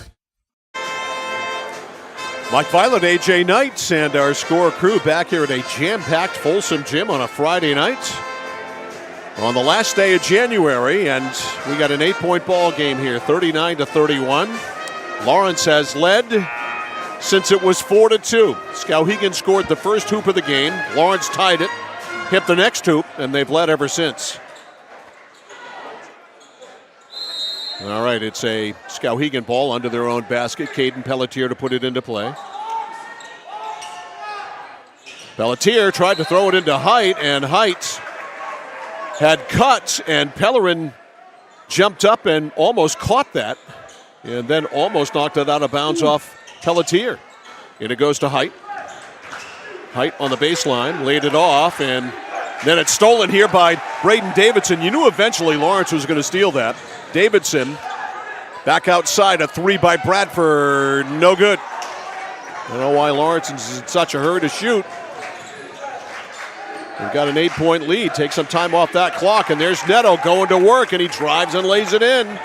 He's already got 7 this quarter. He's a tough offensive player. He can light it up in short spurts, 39-33. So a 12-point lead has been cut in half. Outside Bradford. Bradford out to Kirian. Kirian back in the corner to Bradford. Bradford to Kirian. Kirian out to Bradford. Bradford to Kirian. Stop me if you've heard this before. Kirian rolls in to Bradford. Baseline pop. He fills it from about 12. 41-33. It's 8 again. 4:10 to go. Carter Neto, right side Pelletier. Pelletier circles in. A bump there, blocked, almost blocked by Pellerin. He did not block it. The shot counts.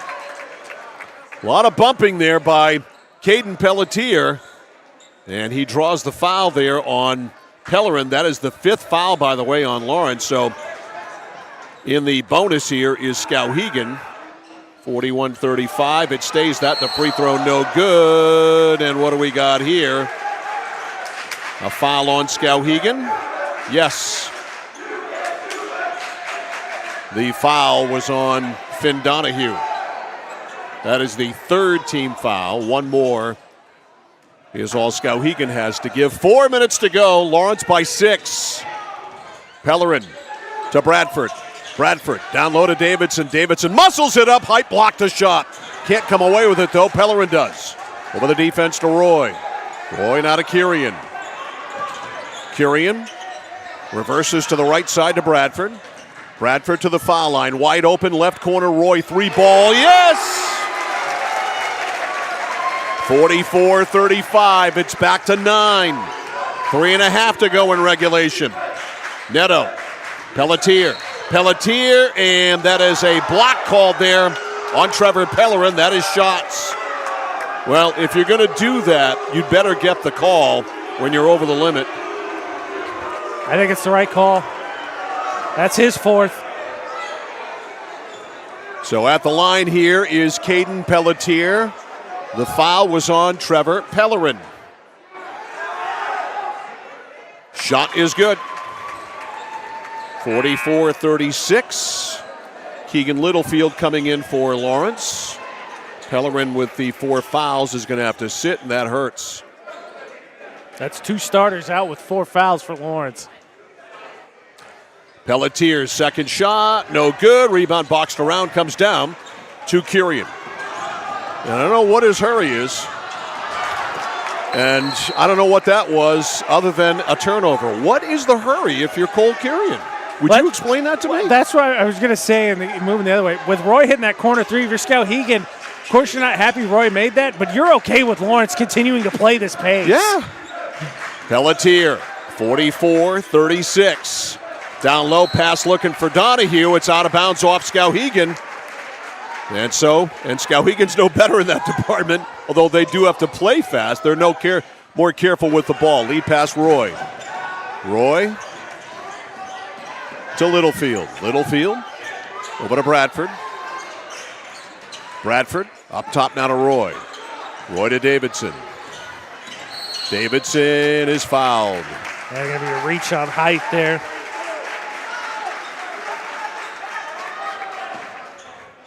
Troy Scott with the call, and Jason Pellerin will take a 30-second timeout. Troy Scott, Lawrence High School graduate, class of 88. The greatest shooter in Lawrence High School history. I'm not saying he's the greatest scorer, although right after Mike McGee is Troy Scott. I have never seen anybody shoot on this floor like Troy Scott did. I've never seen anybody as a freshman score 48 points in a tournament game like I saw Troy Scott score at the auditorium in Bangor. In my mind, the greatest shooter in Lawrence High School boys history. That's pretty darn And you don't see many great players like Goose end up being officials. And he is a very good official, very highly regarded. Giving back to the game.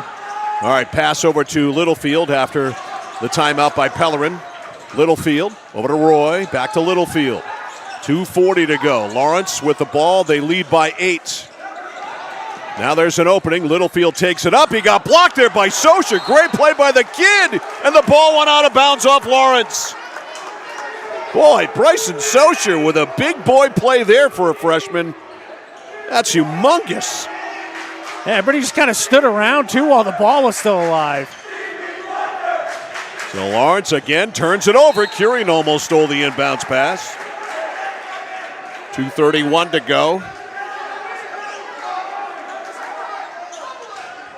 All right, Socher looking. Finally over to Pelletier. Pelletier shut off. Laid it back, shut up by Roy. Great defense by Preston Roy. There was a change of possession. Or close. Here's Carter Neto. Pelletier loads up a three. No good. Way off. Way long. Rebound. Donahue up. No good. He'll go to the line.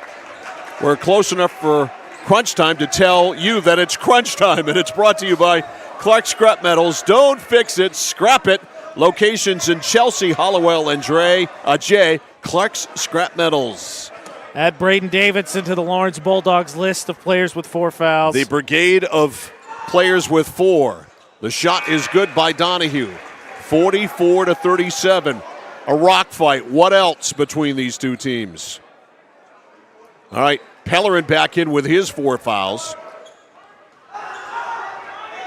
Second one by Donahue is good. 44-38, so it's a 2-possession game. Donahue checks out. Interesting sub there. You'd think they'd keep him in for defense. Tell you what, he's got a nice stroke from the free throw line. He's 4 for 4. Yeah, his offense, though, other than that, there isn't any. Got to work on that. All right, curling by pressure. Bradford smartly slowed it up. He's looking for Pellerin. There's Pellerin. Pellerin, that's not a foul. I don't know what is. Oh, that wasn't a double. All right, here's Kurian. 1:53 to go as we are officially in crunch time. An opening there, the drive by Bradford, no good, but Layton's going to the line. You know, when you've got an opening like that, you do have to take it. Yeah, Pelletier did smack him from behind. Big free throws here for Leighton Bradford. He can make it a 3-possession game. So Height and Donahue are coming back in, which is interesting, that they're not playing defense, they're playing offense, and the free throw is no good.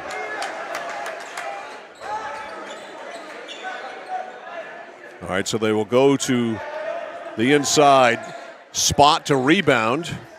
One more here for Bradford. This can make it a 3-possession game, and he does. 45-38. The lead is 7. Here's Neto. Neto jump step, counted and one! Carter Neto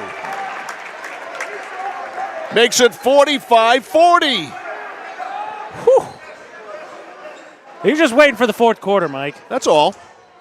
All right, so Donahue and Height come out. McGinty and Austin come in. At the line here, Carter Neto, 45-40. One free throw, got it. 45-41. Passing to Bradford, trying to beat everybody down the court. They ward the defenders off, and Bradford hits the shot. 47-41. Mistake there by Skowhegan. Here's Neto, got pushed. They didn't call that. He missed the shot. The rebound is loose. It's a scramble, and it's a jump ball. Lawrence has the arrow. It's a heck of an effort there by McGinty, who had his leg pinned. A lot of contact. No whistles. 1:23 to go. Lawrence by 6. Kurian into Pellerin. Trevor slows it up.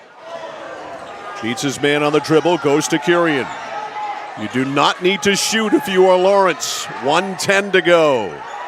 Pellerin to Kurian. They're going to handle it a lot here. And we got a foul outside. This should send Cole Kurian to the line. 1:07 to go.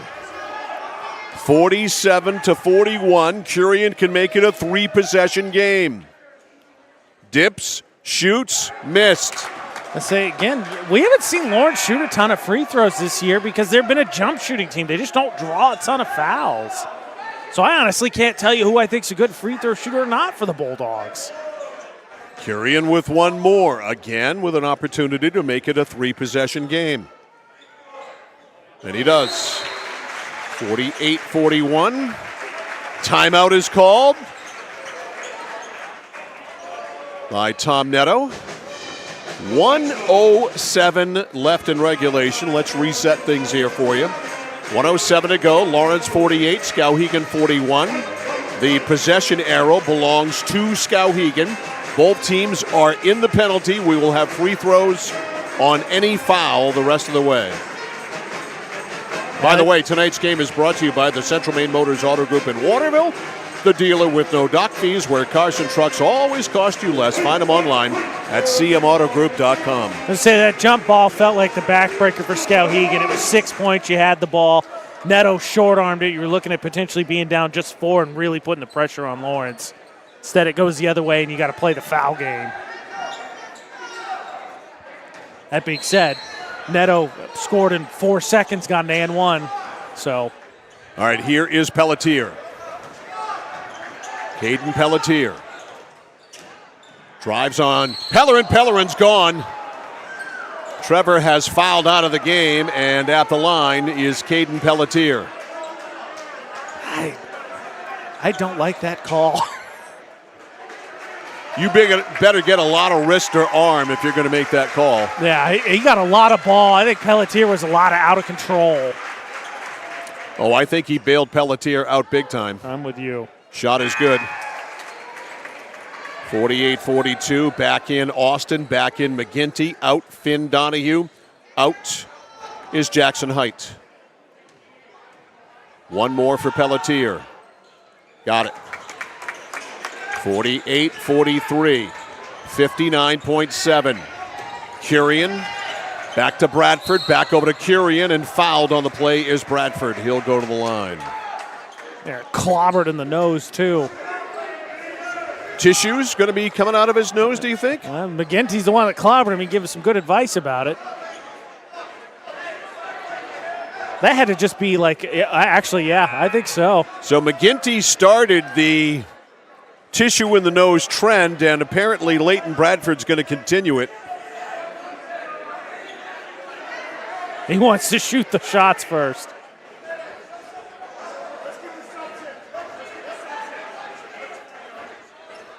All right, so they're going to let the subs in during this nosebleed timeout as Leighton Bradford tries to wish it away.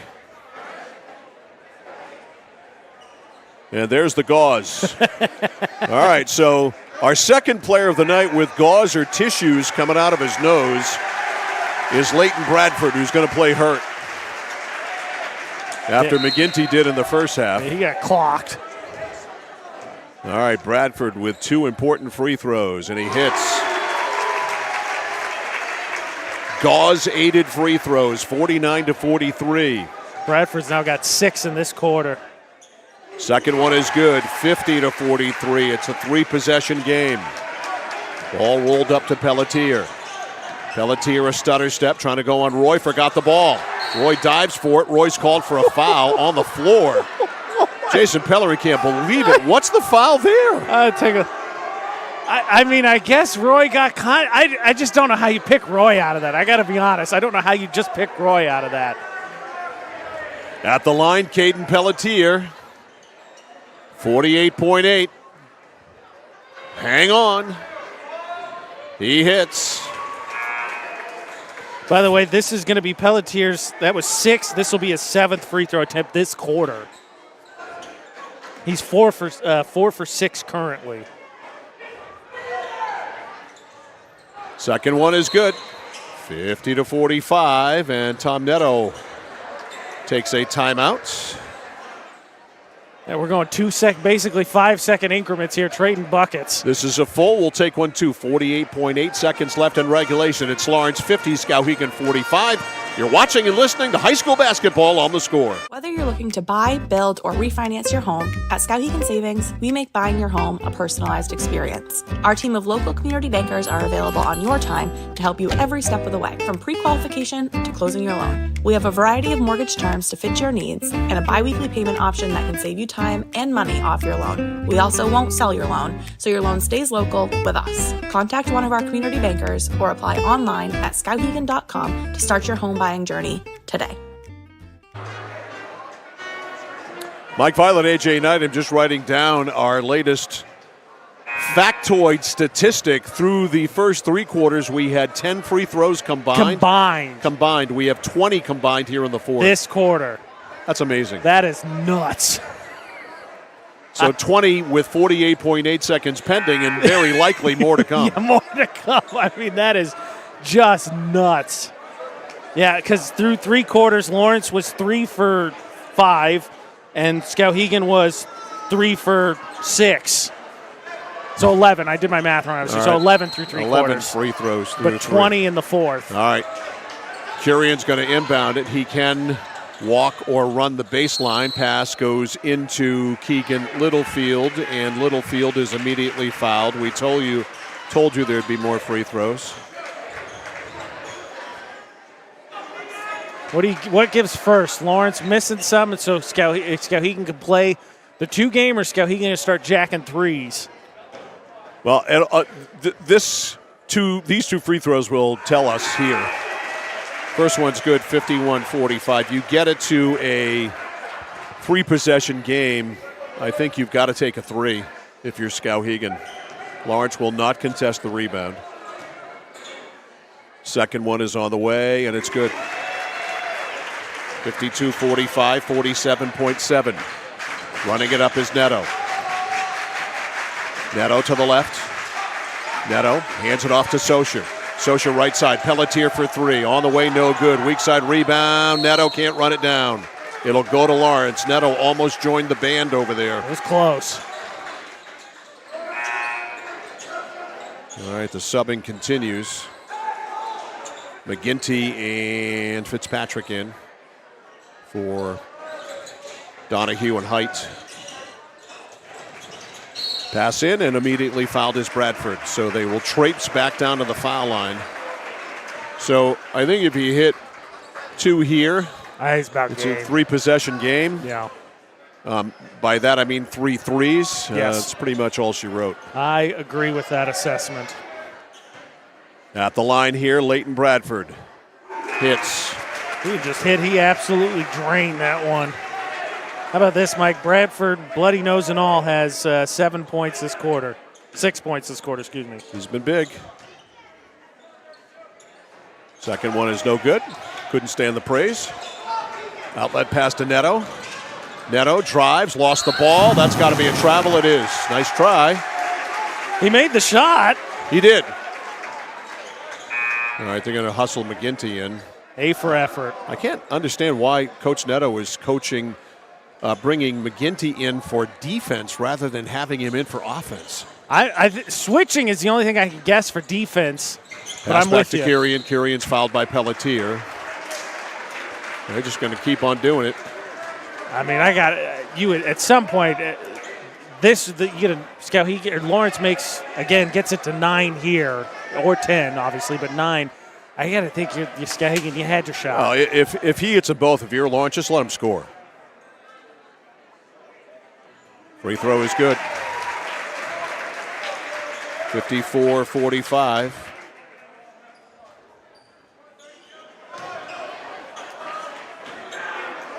One more for Cole Kurian as Lawrence tries to put this away. Second one is good. It's 10. 55-45 with 25. Pelletier. Outside, Neto for 3. Off. Rebound hauled down there by Braden Davidson. Fouled or a jump ball? Jump ball.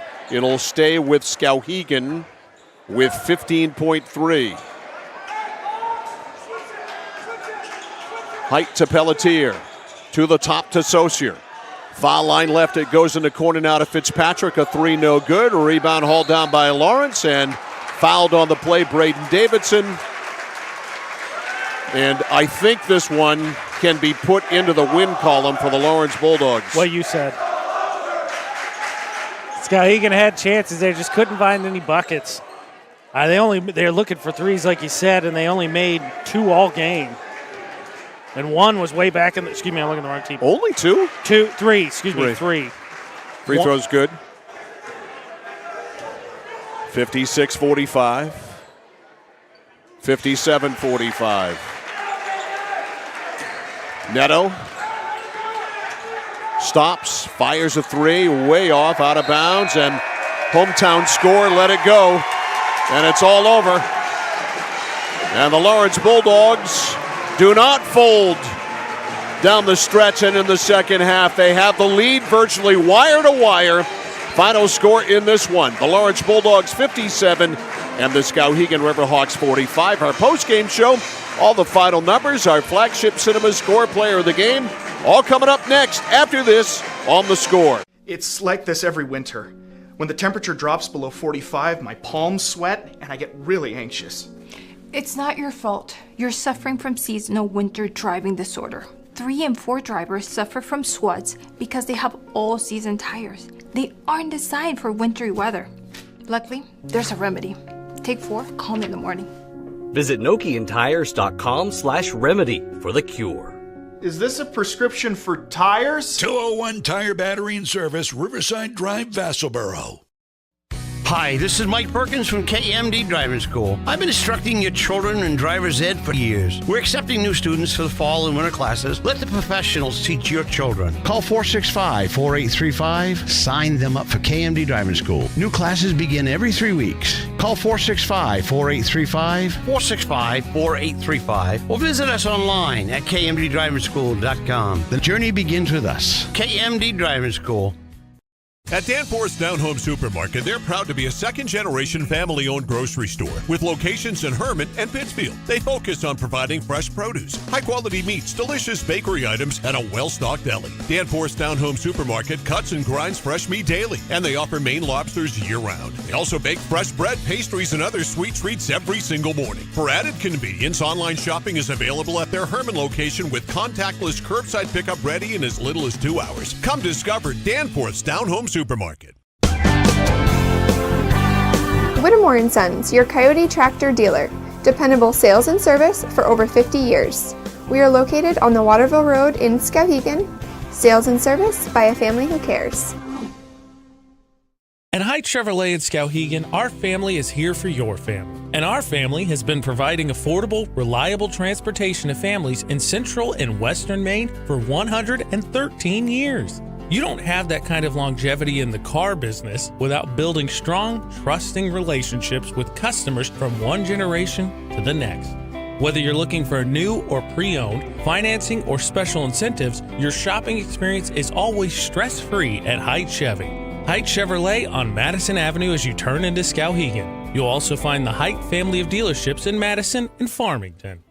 At Central Maine Community College, your future is our priority. I'm going to be a preschool teacher. An HVAC technician. Pediatric nurse. Whether your college journey is starting here, I'm going to be an architect. Physical therapist. I'm going to be a lawyer. Or we're a stop along the way. I'm going to be a doctor. A machinist. Honestly, not 100% sure yet. With over 40 programs, I'm going to be a graphic designer. An athletic trainer. There is something for everyone. CMCC.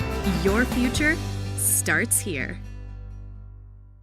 Casella Waste. You see their trucks everywhere all the time. That's because they're out taking care of customers like you. Roll-off dumpsters, they've got them 15 to 50 yards. And they're in your neighborhood picking up the trash so you don't have to worry about it. Weekly, bi-weekly, or monthly from 2 to 10 yards. Casella Waste will also deliver portable toilets when and where you need them. And they offer septic services. Call to learn more about Casella Waste. 872-8257, 872-8257 for Casella Waste. Over 30 years ago, Paul and John A. Bowen set out on a mission to help aging Mainers stay in their own homes. Assistance Plus grew from their passion, dedication, and integrity where clients come first. Today, Assistance Plus serves not only the elderly, but clients with developmental and behavioral health challenges. Assistance Plus is here for you today and through all points of your life.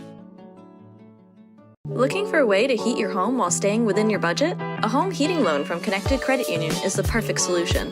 We've got you covered with an affordable way to keep warm this winter. Maybe you're thinking of purchasing a heating and cooling system or replacing your windows. Making your home more energy efficient isn't just an investment in your home, it's an investment in your lifestyle. Contact our loan team for more details or apply online at connectedcreditunion.org. Get connected, stay connected. Federally insured by the NCUA, Equal Housing Lender. Membership eligibility required. Along with AJ Knight and the rest of our Score crew, Ashley Knight and Logan Cameron, Mike Violet back here after our first game tonight, won by the Lawrence boys. They won it 57-45 over Skowhegan. They get their second win of the year. Our fourth quarter breakdown brought to you by 201 Service in Skowhegan, Maine's trusted towing and recovery partner since 1984. I'm going to call this a turnover-infested game tonight because it was certainly that. And then the fourth quarter, tons of free throws after just 11 through the first 3 in this game. We had 20-plus in the fourth quarter, but Lawrence outscores Skowhegan by a count of 23-19 in the fourth quarter. They win it by 12, 57-45. There wasn't one darn thing pretty about this at all if you're Lawrence, but you know what? They don't give a rat's behind at all because they got a W. No, that's what matters, right? Is that not only do you get another win, and for a season where you've really struggled, that's a big deal. But secondly, you hand your rival a loss, and that's almost as sweet as getting that other win. And for Lawrence, how about too, Mike, the story, the narrative, whatever you want to call it, but it's been factual for Lawrence all season has been that they have struggled to play complete games. We've seen them get off to hot starts. It's been the same MO every time. They get off to hot starts. They let the other team go on a run. They claw back into it. The game is close in the third, and then the other team goes on a double-digit lead run in the fourth quarter, and the score ends up being a little bit lopsided. Instead, tonight, Skowhegan scores the first bucket, and that is the only lead the Riverhawks have the entire game. Exactly. Lawrence took a 4-2 lead eventually and went wire to wire from that point on. So our fourth quarter breakdown brought to you by 201 Service in Skowhegan, Maine's trusted towing and recovery partners since 1984. So the Bulldogs pick up win number 2. They go to 2-14. Meanwhile, Skowhegan with the loss, they fall to 1-15 on the season. We'll tell you who our score flagship cinemas player of the game is later on. Right now, AJ Knight's got numbers all over the place. Well, yeah, just to encapsulate the 2 points that you made, and I don't want you to throw up, so brace yourself. Okay. The final turnover tally ended up being 40. It was 23 Skowhegan to 17 for Lawrence. The total free throw numbers on the game, Lawrence finished 15 for 20. Skowhegan finished 13 for 28, which means 38 total attempts. Of those 38, 28 of them, I did do my math right, 28 of them came in the fourth quarter. Wow. Which is just encapsulates the rock fight this was. So Lawrence won this game at the line. Yeah, which is a rarity for them, too, because they don't find themselves getting there much. They don't go to the line that much. Skowhegan did out-rebound Lawrence. It was 28-22. And then for your numbers, Mike, leading scorer on the game was Caden Pelletier. He had 14 points, 7 of them in the fourth quarter, 5 from the line. Also in double figures. Neto got 10. All 10 of his came in the fourth quarter because he sat most of the game with foul trouble. And then Lawrence had 3 different players in double figures. Bradford led the way with 13. He had 8 in the fourth quarter. Pellerin had 12. And then Cole Kirian had 11. So kind of a balanced scoring attack, which has also not necessarily been the MO for Lawrence. No, it's usually Curian who has 20 or 25, of and the like rest 50. of them, the rest of them, have 10, 8, 7, trickle, pretty much, sprinkle in here and there. But we have selected as our flagship cinemas player of the game Trevor Pellerin of the Lawrence Bulldogs, who aside from the 12 points, did you say? I forget. 12 points. 12 points that he scored. Good job playing defense, although he did end up fouling out. He earned all 5 of those fouls he got, maybe except for 1, but he played some great defense. Outstanding at the defensive end. Handled the basketball beautifully tonight as well, as there was a lot of pressure applied tonight by Skowhegan in the backcourt. So Trevor Pellerin is our flagship Cinemas score player of the game. He gets the CMCC swag bag, including a Score t-shirt from Joseph Sporting Goods, a Score player of the game keychain as well. So congratulations to Trevor Pellerin of the Lawrence Bulldogs, our flagship Cinemas player of the game. Flagship Cinemas, consistent pricing and a premium cinema experience. So, game 1 in the books. And as we mentioned, it is senior night here tonight, and we'll try and cover some of that. We'll get a break in here now, 57-45 final score, Lawrence over Skowhegan. Quick break. We'll come back with more of our between games show festivities after this on The Score. My dad's a real hero. Not like a superhero or anything. More like a regular dad kind of hero. 'Cause every weekend, even when the weather's bad and it's super snowy, he always gets us there safe. They don't know how you do it. All they know is that you care. See Skowhegan Tire Center. They beat any price. Route 201, Skowhegan. Notice the price of gas and oil lately? Thinking about a pellet stove? Pellets are a renewable resource that are economical, and pellet stoves don't have to be ugly or loud. Come talk to us at Somerset Stone and Stove. Let us explain why now is the best time to have your pellet stove installed. Wouldn't you love to have a gas stove or fireplace designed for your home? Let Somerset Stone & Stove design and install a Regency gas stove or fireplace that is just right for you. Let us customize your Regency gas stove or fireplace while you enjoy the beauty and warmth. Visit Somerset Stone & Stove in Oakland. From the moment you check in at Kennebec Eye Care, you'll be greeted with a smile. From there, you'll be given a comprehensive and thorough eye exam from Dr. Peter Parody, Dr. Leslie Sobeck, or Dr. Kaylee Brown. Once your examination is completed, they'll go over what steps need to be taken to improve your eyesight needs with glasses or contacts. If you're a current patient or looking to become a new patient, then see the eye specialists at Kennebec Eye Care. Kennebec Eye Care, your sight specialists since 1955. Discover the printing experience you've been searching for at SBS Carbon Copy on 54 Main Street in Waterville. Tired of getting lost in big box stores? Whether you need unique business cards or large format printing up to 44 inches wide, customized invitations that scream you, we've got it all. Our team is here to print, copy, or scan with a smile. Fast, affordable, and with a touch of personality. Don't settle for ordinary. Dash over to mainprintingservices.com where printing's personal, not puzzling. Manchester Motors is your official Coyote tractor dealer. If you work the land, you just got to be a jack-of-all-trades type. There's just too much to do. So if you got to be a welder, or a farmer, or a ditch digger, that's just who you are that day. Then tomorrow, you can be somebody else. Find your Coyote tractor at Manchester Motors, 1031 Western Avenue, Manchester.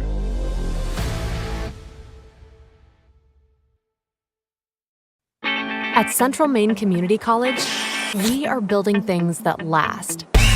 We're investing in technology, new facilities, and offering more degree programs than ever before. You can get the traditional college experience at a fraction of the cost, and for some, it's even free. Wait, did she just say free? That's right, free tuition for Maine high school grads from 2020 through 25. Set your goals and find your path at CM. Let's build a future together.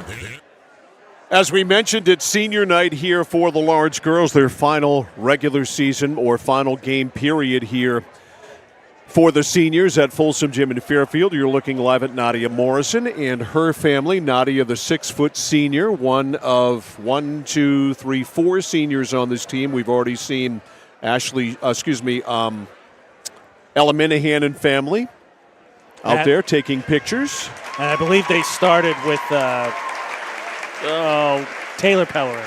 Did they have Taylor already? I believe missed she that. went first. All right, so Taylor, of course, is graduating. Of course, Jason Pellerin and his wife Melanie's daughter, older sister of Trevor. And here's Lily Gray, the 6-foot senior, one of the two bigs. Member of the state championship team 2 years ago. All the seniors on this team, of course, members of that state title team of a couple of years ago. So Lily will bring her family out next.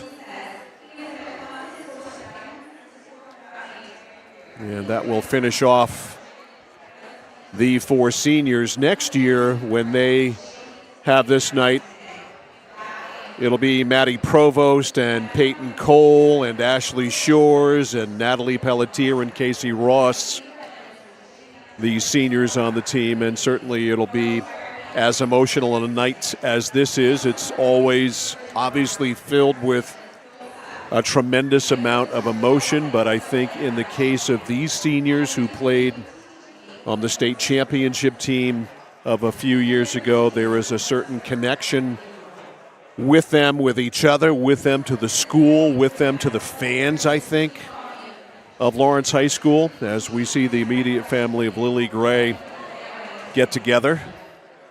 There's a lot of flowers being sold. If you are in the flower business in Central Maine in the last 24 hours, you've turned over some inventory. I can just say that much. Mental note, what's today? End of January, open flower stand. Yes, open a what do they call it? A pop-up flower shop Pop-up flower on stand. Main Street, downtown Fairfield. Rent out a storefront and see if you can sell some flowers. But a very nice scene here between these games to have these young women and their families be honored. See the love between player and family I'm assuming that is Lily's dad without knowing. If you're wearing a shirt that has 33 in gray on the back of it and you're that tall and you're the father of a 6-foot-tall basketball player and you're about 6'3 or 6'4 yourself, I think you're her dad. I'm putting you on the spot, Mike. Obviously not necessarily needing to make a choice, but have you heard any news, obviously, because we had the fun story about the Lawrence seniors. You talk about the state championship 2 years ago was besides Bouchard, who went up to, correct me if I'm wrong, Husson, right? Field the rest, hockey. Pretty much the rest of them, because there was a special UMA. But they all rest of them went to UMA and are part of a very solid team that I think. I don't know if they're all four still there. I think I heard one or two of them decided that trying to balance basketball with studies wasn't their thing, but they all four originally went there. I know some of them. Forgive me. The center, who was a big part in that run and that state championship, is still there. And they had a heck of a game the other night, handing CMCC girls their first loss of the season. Yep. Oh, boy, that was a battle, too. Those two schools, CMCC, of course, our lead sponsor here on The Score, and the University of Maine at Augusta have just absolutely tremendous women's basketball programs.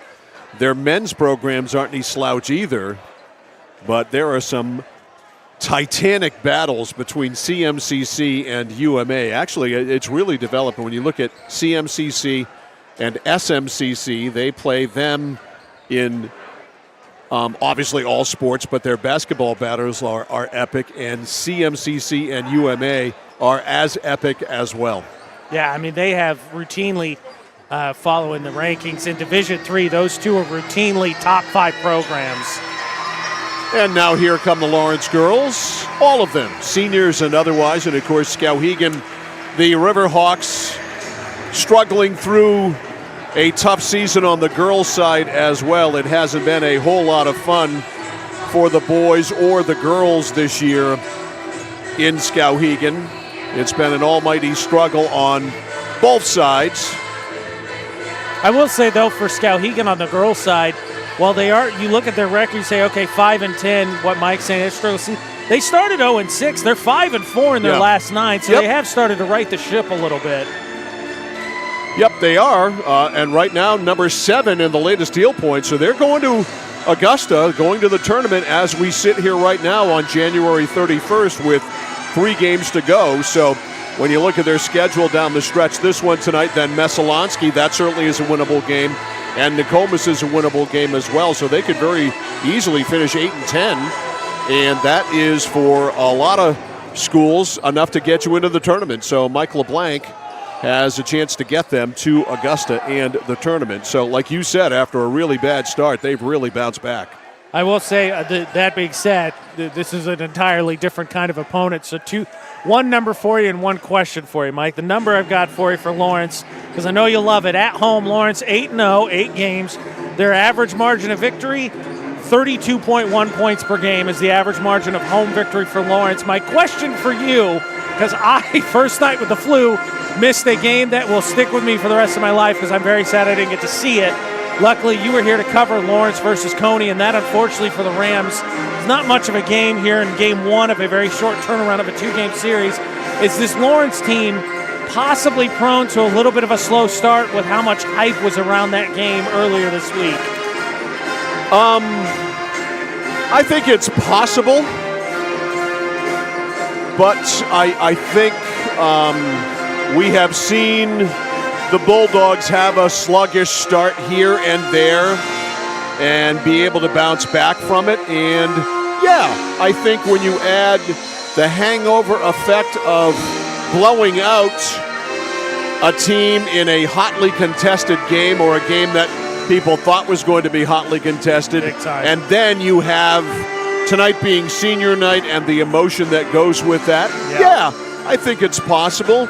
Do I think it's going to end up being something that's going to trip Lawrence up? No, frankly, I don't think that's going to be the case, and I think the Bulldogs will be fine here eventually here tonight. They may not rock and roll like they generally do, but they beat Skowhegan 70-43 first 2 times these two teams met. I'm not sure there's a 27-point win on the table tonight, and I never want to presuppose that anybody is going to win. Obviously, if somebody were putting odds down on this game, if you were able to bet this on FanDuel, you would say that Lawrence would have, I think be favored by 25. Yeah, again, the numbers are just monumental. No surprise, anybody that's followed the Bulldogs this season, they've had one game decided by single digits. That was at Oxford Hills. I think they have 2 games decided by 14, and then the Oceanside game was, I think, 19. Camden Hills, and I forget who, it was Hamden, I believe. They beat them by 14. Oceanside, they beat them by 19, but again, I told you, average home margin of victory over 30 points for this Lawrence team. I was just curious to see, as I often say when people ask me very briefly for my analysis, and I think they just sort of wafted in my direction, hoping Mike will actually answer, and I just jump on the question. High school kids are high school kids, and every once in a while, you read the press clippings. That being said, you talk about the special connection to this Lawrence senior class that is celebrating tonight for the girls, and I think that their mentality was set in that Coney game in the Civic Center last year, and I don't think a letdown's coming until that gold ball's raised. Yeah, and if you had been here Tuesday night and saw the workmanlike precision that they carved up a very good Coney team, which, by the way, bounced back last night and beat Camden, I believe, right? Camden Hills and beat them easily last night. So kudos to them for bouncing back. But they carved up the Coney Rams on Tuesday night. It was not close. And one of the things I wrote, and we'll see, again, that a quick turnaround because they're going to be in Coney, I think, Tuesday, I believe. Yep. So we'll see how Coney responds. But surprising to me was the fact that Coney didn't really return a ton of talent from last year's region championship team. Had a lot of freshmen in the rotation. Folsom Gym, your first time, not an easy place to play anytime. And so curious to see how down in Coney that get-back game looks. Yeah, and if you're Greg Chesley tonight, again, with all of the emotion coming off the Coney win, the emotion with senior night here tonight, I think you've cautioned your girls about the first 5 minutes and how you need them to be poised and be themselves and not try to do too much. One thing you have to say about this Lawrence team, they've passed every test you could throw at them. They're championship tested. The juniors on this team were all part, or 2 of them anyway, Ashley Shores and Maddie Provost were key parts, especially Provost, of the title team. The seniors who are now on this team made up a great second 5 that played that starting 5 so well in practice. Can you imagine the practices back in those days? Factual. So these girls are battle-tested. So from a physical standpoint, obviously Lawrence has a huge edge. I think emotionally you've got to keep your cool here the first quarter specifically if you're Lawrence, kind of ride out the emotional storm and go from there. Yeah, I'm with you. I wouldn't be surprised to see Coach Chesley maybe get into the bench a little early too, just to kind of make sure to keep in chat with the starters or whatever too, to kind of keep their mentality, especially seniors, obviously an emotional night. So kind of keep them fresh and just sort of, stay on them. Hey, let's just play our game. We know what we can do at home. It's a packed gym. So Skowhegan's already going to have a tough task because the Folsom Rowdies going to get after them. Yeah, the Rowdies were on full display in Game 1 as they sort of roared, if you will. I'm hesitant to say cheer. They roared their way to get a victory. If we can get a shot in the corner, they've got the ESPN Sports Center anchor desk back up. Remember this? I don't know if it was up last year, but they've got a guy over there, as you can see, if you can pan in on him. Is that Mike Violet over there? Is that a young Violet? He's got a headset over there, just like and a computer. So that's all part of what the Rowdies do. I don't know if they did this last year. Do you remember if they did it last year? I believe so, because I think we got a shot of it last year. So the ESPN Sports Center desk is back here at Folsom Gym this year for the first time that I can recall that it's been here this year. That's all part of the festive atmosphere, shall we say, here at Folsom Gym. It's all part of what you get when you come here as a visiting team. You know that when the ESPN Sports Center anchor desk is out, that the Rowdies are taking the game seriously. Yeah, I mean, just had this conversation earlier today. It's, I think, the best high school atmosphere in the state of Maine by far. And again, Lawrence, as you asked Maddie Provost after she won Player of the Game and asked Coach Chesley ahead of the Oceanside game, do you want to go undefeated? And they both had the same answer because, of course, Provost copied and paste. It would be nice, but it's not necessary. 4 games left. It's on the table. Yeah, they're going undefeated. And there's no doubt in my mind about that. And if I'm Lawrence, I want to go undefeated. I would too. I want to go undefeated. I want to win a gold ball as an undefeated team. There's something even more special about it when you can say, yeah, we won it all, and nobody beat us at all during the season. Quick timeout. We'll come back. Starting lineups. Get you set for Game 2. The boys played, and Lawrence won it. And now the girls will get it on. Lawrence and Skowhegan girls starting lineups next on The Score. There's money in your unwanted metal. Clark Scrap Metals pays top dollar for any cars, trucks, or scrap metal that you want to get rid of. Stop over, we'll weigh it and give you a check. Got a big job that needs a major cleanup? We'll drop off and pick up one or more of our roll-off containers for residential or commercial work. And at Clark's, we crush cars. We travel statewide and offer fair prices. Locally owned for 3 generations, no one knows scrap metal like Clark's. In Chelsea, Hollowell, and Jay. Online at clarkscrapmetals.com. It's that moment when everything comes to a halt. Mom, is everything okay? It's okay. We can call for some help. And what you need most is someone you can trust. 201 Service, this is Brandon speaking. How can I help you? Hi, yeah, my car just broke down. I think I need some help. At 201 Service, we know it's more than just about fixing what's broken. It's about being there when it matters most. Not to worry, ma'am. We have your location, and help is already on its way. Don't worry, honey. Help's on the way. Okay, Mom. Wherever you are, whatever the time, you can count on us to be there. Because in those uncertain moments, knowing you're not alone makes all the difference. 201 Service, Maine's trusted towing and recovery partner since 1984. For us, it's a family business that is steeped in tradition. You know, our relationship with Waterville goes back a long ways. Over the years, we've been fortunate enough to grow, and we've been able to grow with the town. We look at the work that we do as something bigger than just the sale of a car or the servicing of an automobile. We're here to be a part of something bigger than just ourselves by giving back to the community with our time and our energy, because it's all about taking care of people. When you're ready to tackle your next building project, no matter how big or small, depend on Hammond Lumber Company for the products and services you need. The knowledgeable staff at Hammond Lumber will be with you every step of the way and keep your project on schedule. From free estimating and project planning to design and drafting services, an extensive product inventory with a wide variety of brands to choose from, and of course, Hammond delivers from any of the locations across Maine and New Hampshire. Hammond Lumber Company, your building project partner. At Midstate Machine in Winslow, Maine, we manufacture complex components and large-scale turbines that power industries across aerospace, defense, and energy. We're hiring CNC machinists. And whether you're experienced or just starting out, we offer on-the-job training to help you build a rewarding career. Join our Safety First team, where your ideas are valued, and enjoy competitive pay with 2 weeks of paid time off starting on day 1. Apply today at midstateusa.com, where your career powers the future.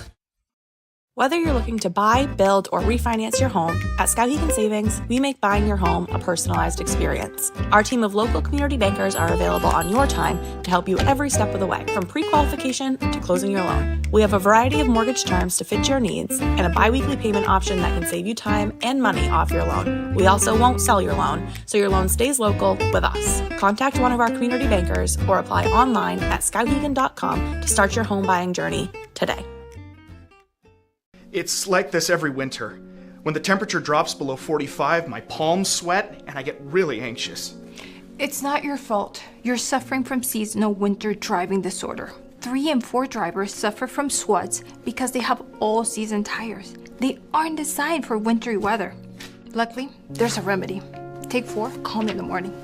Visit NokianTires.com/remedy for the cure. Is this a prescription for tires? 201 Tire Battery and Service, Riverside Drive, Vassalboro. Mike Violet, AJ Knight, our Score crew back here live at Folsom Gym in Fairfield, starting lineups for this girls matchup between the Lawrence Bulldogs and the Skowhegan Riverhawks. Lauren Moore starts at one of the 3 guard spots for Skowhegan. She's 5'7", and a junior. Lainey Wentworth is their second guard. She's 5'8", and a freshman. Lydia Jones, 5'7". She is a junior. She is their third guard. Up front, Allie Fry, 5'11", senior. Natalie Cook, a 5'9", junior.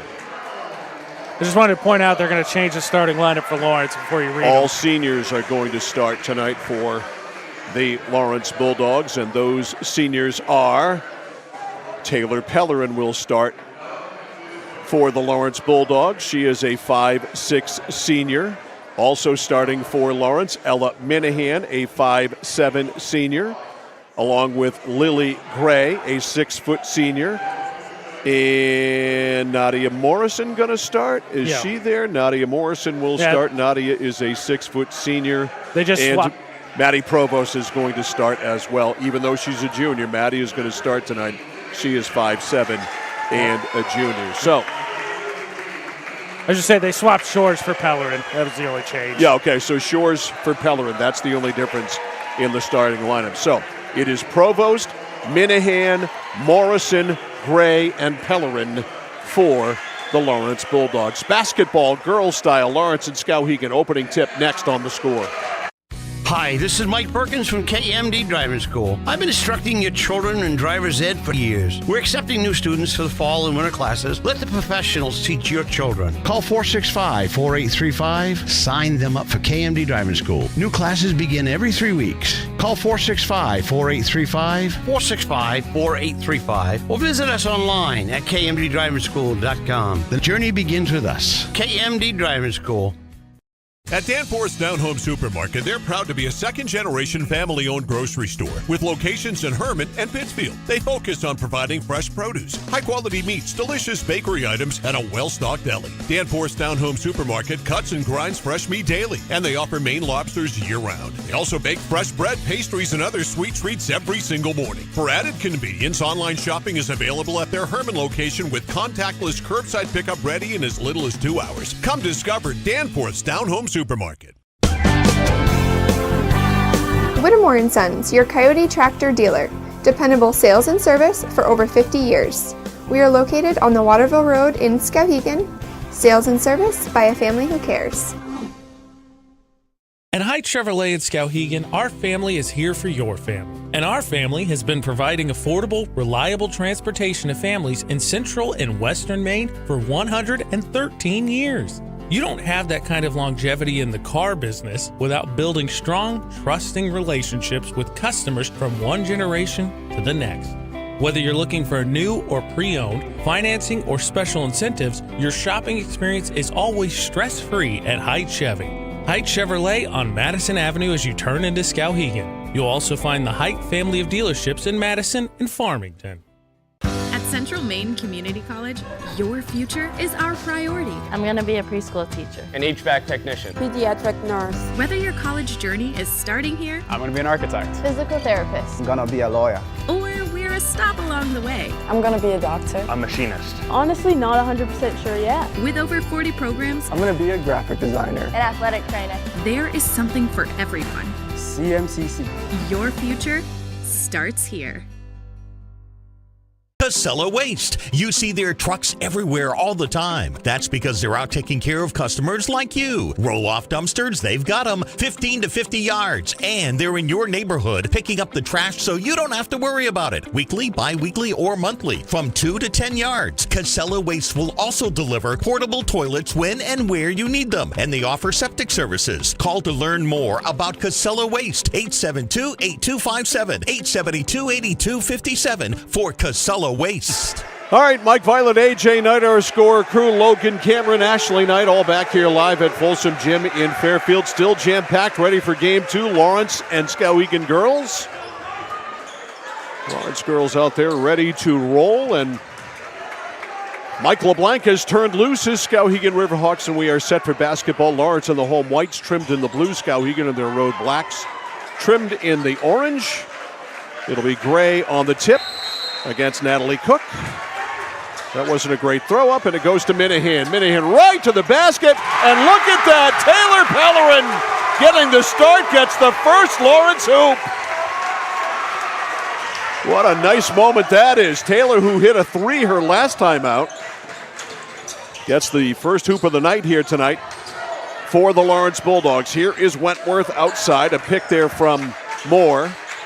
Now lays it off for Lydia Jones, now driving Moore, right side, open look, no good. from the right side there by Wentworth. Ball is loose. It's picked up by Skowhegan. Wentworth with it again. Top of the circle. It's Fry. Fry knocks down a three. Allie Fry, she can shoot that three. 3-2 Skowhegan. Here's Provost. Provost on the elbow, taken away from her there. Now out to Pellerin. Taylor, bounce pass right side Morrison. Morrison taken away. She gets it back. Morrison beats the double. Outside Provost launches way off there for Maddie. Not a good shot at all. Rebound Morrison over to Gray. Gray hits the side of the backboard. She'll go to the line. Tonight's second game also brought to you by Central Maine Community College. More than just a community college. With over 40 academic degrees and certificates, one of the lowest tuition rates in New England.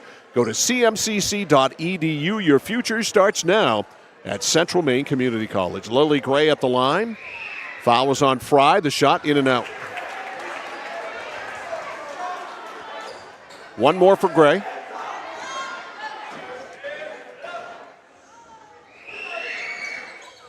Shot is good. We're tied at 3. Here's Moore. Lauren Moore takes a trip to the left, goes to Lydia Jones. Lydia to Wentworth. Now they work it around down on the block there to Cook. Cook ducks under the long arms of Morrison. Missed the shot. Rebound run down by Moore. Another opportunity here for Skowhegan. Outside to Wentworth. Wentworth drops it off to Fry. Foul line left. Fakes left, goes right. Circles around, goes on the right to Wentworth. Wentworth at the foul line. Taken away, stolen by Maddie Provost. Provost goes all the way, lays it up and in. 5-3, Lawrence in the lead. We are 2 minutes in. Lawrence 14-0. Excuse me, 15-0. Given their due, they won all 15. Here's Wentworth, laid it off, it's stolen. Morrison ahead of Provost. Provost waits for the flurry to go by. Rebound or the ball under, up and in. Nice pass there by Taylor Pellerin. The made basket by Gray. Gray to the line, 7-3 Lawrence. And Pellerin going to be making her case. Hey, going forward, I think I just got to be a starter, coach. Shot is up and good, 8-3. By the way, a second, both fouls for Skowhegan on Cook. That's an issue. Here's Moore. Moore laid over for Cook. Natalie drives to Wentworth. Wentworth, it got kicked by someone. Rebound or loose ball, that is, picked up by Pellerin to Morrison to Minahan. Minahan to Gray. In the corner, Provost for 3, way long. Well, not way long, but long. The rebound out of bounds, off Skowhegan. That was a case there. I think Minahan could have been selfish with that. Nobody stopped her. Go up off the glass with it. Lydia Herrick comes into the game, and now a timeout is taken by Mike LeBlanc. That is, it's a 30-second timeout. We'll hang right here. 5:17 to go in the first quarter. Lawrence out to a 5-point lead here, 8-3. That's right, like you said, is managing emotions for Lawrence, I think, especially because they can tend to get a little bit ahead of themselves. I think nice job. It's the second straight game I've seen. I missed the Coney game, obviously. They have that tip play executed. They know exactly how to ping-pong that one around for an easy bucket. And if Maddie Provost gets a steal, good luck catching her in the open court. Nobody faster. She can get up and down the court faster than any girls basketball player in the state. And for probably the only time this season, I'll get to say, and again, nothing against the bench for Lawrence, but with Ashley Shorts coming off the bench, you got firepower coming off the bench for the Bulldogs tonight, too. A little bit into Minahan. Back to Provost. Provost on the baseline. Leaner, nope. Left it short. Rebound is cleared there by Cook. Check that Fry. Fry all the way. Runs right into Minahan, and Ella draws the offensive foul. Feet were planted. That's what she does. Dirty work. She was waiting for that one. Yep, that's what makes Ella Minahan a dirt dog right there. She's willing to do that. Here's Provost, 8-3, Lawrence by 5. Minahan in the corner to Gray. Pellerin to Provost. Provost, right side. Gray open at 2 inside the line, in and out. Couldn't get a break there. Rebound is cleared by Fry. Fry now to Herrick in the game. Herrick, baseline to Wentworth. Wentworth stops and pops, just grazed the front rim. The rebound to Minahan. Lead to Provost. Provost on the elbow to Morrison. Up top. 3 by Minahan. No good. Rebound Gray. Gray back up. Got it. 10-3. Gray's already got 6. Here's Lauren Moore. Moore over to Herrick. Herrick goes in. Nice layoff for Fry, but Fry missed badly. Normally a very good shooter, just missed badly there. Rebound. Lawrence ahead to Provost. Provost runs into Moore. No foul called. I'm sorry. Provost baseline to Gray. Gray hits. When we get a chance, the photographer laying down on the ground from the Rowdies. Sorry. I looked at him and I lost it. I apologize. Okay. As long as we know what you're laughing about, that's what all it was. That matters. He was. They're picking him up and putting him down. All right, here's Fry. Fry kicks it right side to Herrick. Herrick circles in, shut off there by the length of Lawrence defensively. Left side 3 by Jones, no good, out of bounds. Peyton Cole is coming in for Lawrence, and Taylor Pellerin is coming out. Taylor scored the first points of the game. Nadia Morrison also coming out, and Ashley Shores. And ref time, shoe untied. All right, we had an untied shoe. I wish I could believe that kids when I was in high school were that coordinated, but I don't think so. I don't think anybody when we were cheering for games could come up with that. I got to be honest. You mean the ESPN Sports Center? The whole shtick. Yeah, I know. In the corner for Cole.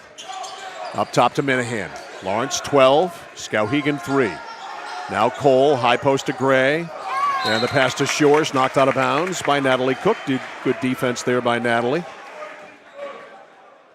3:21 to go in the first. Minahan to inbound it. To Shores. To Provost. To Shores. To Minahan. On the elbow to Cole. Up top. Deep one by Provost. Bang. 15-3. The lead is 12. Right side, Fry. Fry dribbles to the top. Now dribbles foul line left to the cutter there, and that's a kicked ball, kicked by the foot of Provost. 100%. I mean, look, Mike, they got the photographer up on somebody's shoulders now. Now, is he a real photographer or a fake photographer? He's selling it. All right, Cook gets the inbound pass, misses the shot. Or check that was Fry. Rebound, Shores. Eventually ends up in the corner. Provost to Shores, give and go. Under up, no good. Shores is going to the line. I'm saying that's a fake photographer. That's a bold choice. If that, by the way, I believe is on Fry, that means Fry and Cook, the starting front court for Skowhegan's about to take a seat with 2 apiece. Which is not good in a game where you're overmatched anyway. At the line, Ashley Shores. She hits 16-3. One more for Shores. Front rimmed it. Rebound. Nice save there by Fry. To Cook. To Herrick. Herrick to Wentworth. To Herrick. Up top to Moore. Moore fakes left, goes right, hands it off on the weave to Fry. Fry stops and pops, misses. Rebound. Nice job tipping it by Gray to Provost. Provost hooks a pass over. There is Shores. Now outside to Minahan. 3 ball. No. Rebound, nicely done by Cook. Cook outlets to Herrick. Herrick over to Moore. Moore launches a 3 off the front rim. Rebound Cole. To Minahan. Ella ahead for Shores. Back to Minahan. Cole in the corner. Up fake by Provost. Doesn't use it. Bullet pass under the basket. Reverse layup right-handed. No good by Gray. And again, they have a big problem with shots in close, does Lawrence. Although in Gray's defense, the lefty did use the right hand there. It was a reverse layup, too. Yep. Not the easiest shot to make. 16-3. We are into crunch time, which is brought to you by Clark Scrap Metals. Don't fix it, scrap it. Locations in Chelsea, Hollowell, and Jay. And Lawrence comes away with the ball, and 1:20 to go in the first, officially in crunch time. In the corner, Cole. To Minahan, to the elbow to Gray.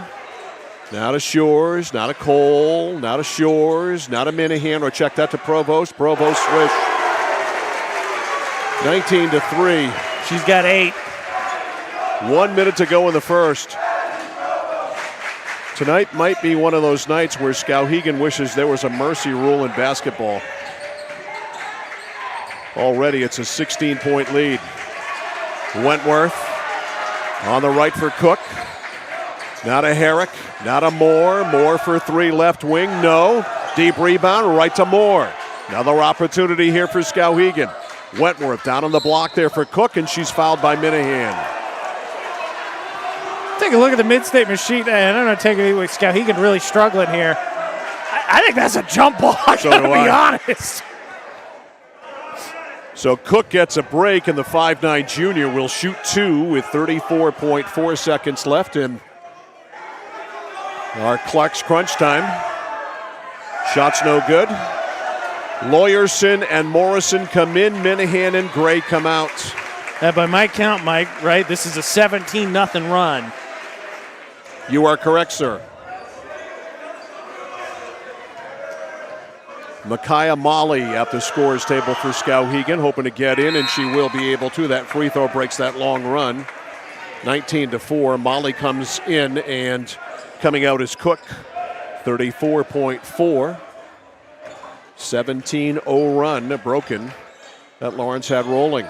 Shores to Cole, now high post to Morrison, now to Provost. Provost left corner for Cole. To Provost. Provost up top to Morrison. Trying to go to the cutter there. Lawyerson out of bounds off Lawrence. 14.8 for Skowhegan to work with.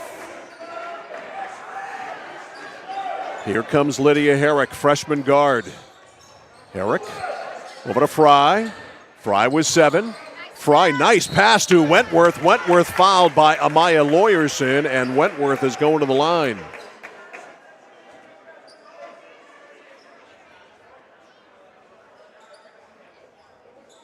So Lainey Wentworth, a 5'8 freshman. I tell you, Mike LeBlanc's got some youth on this team.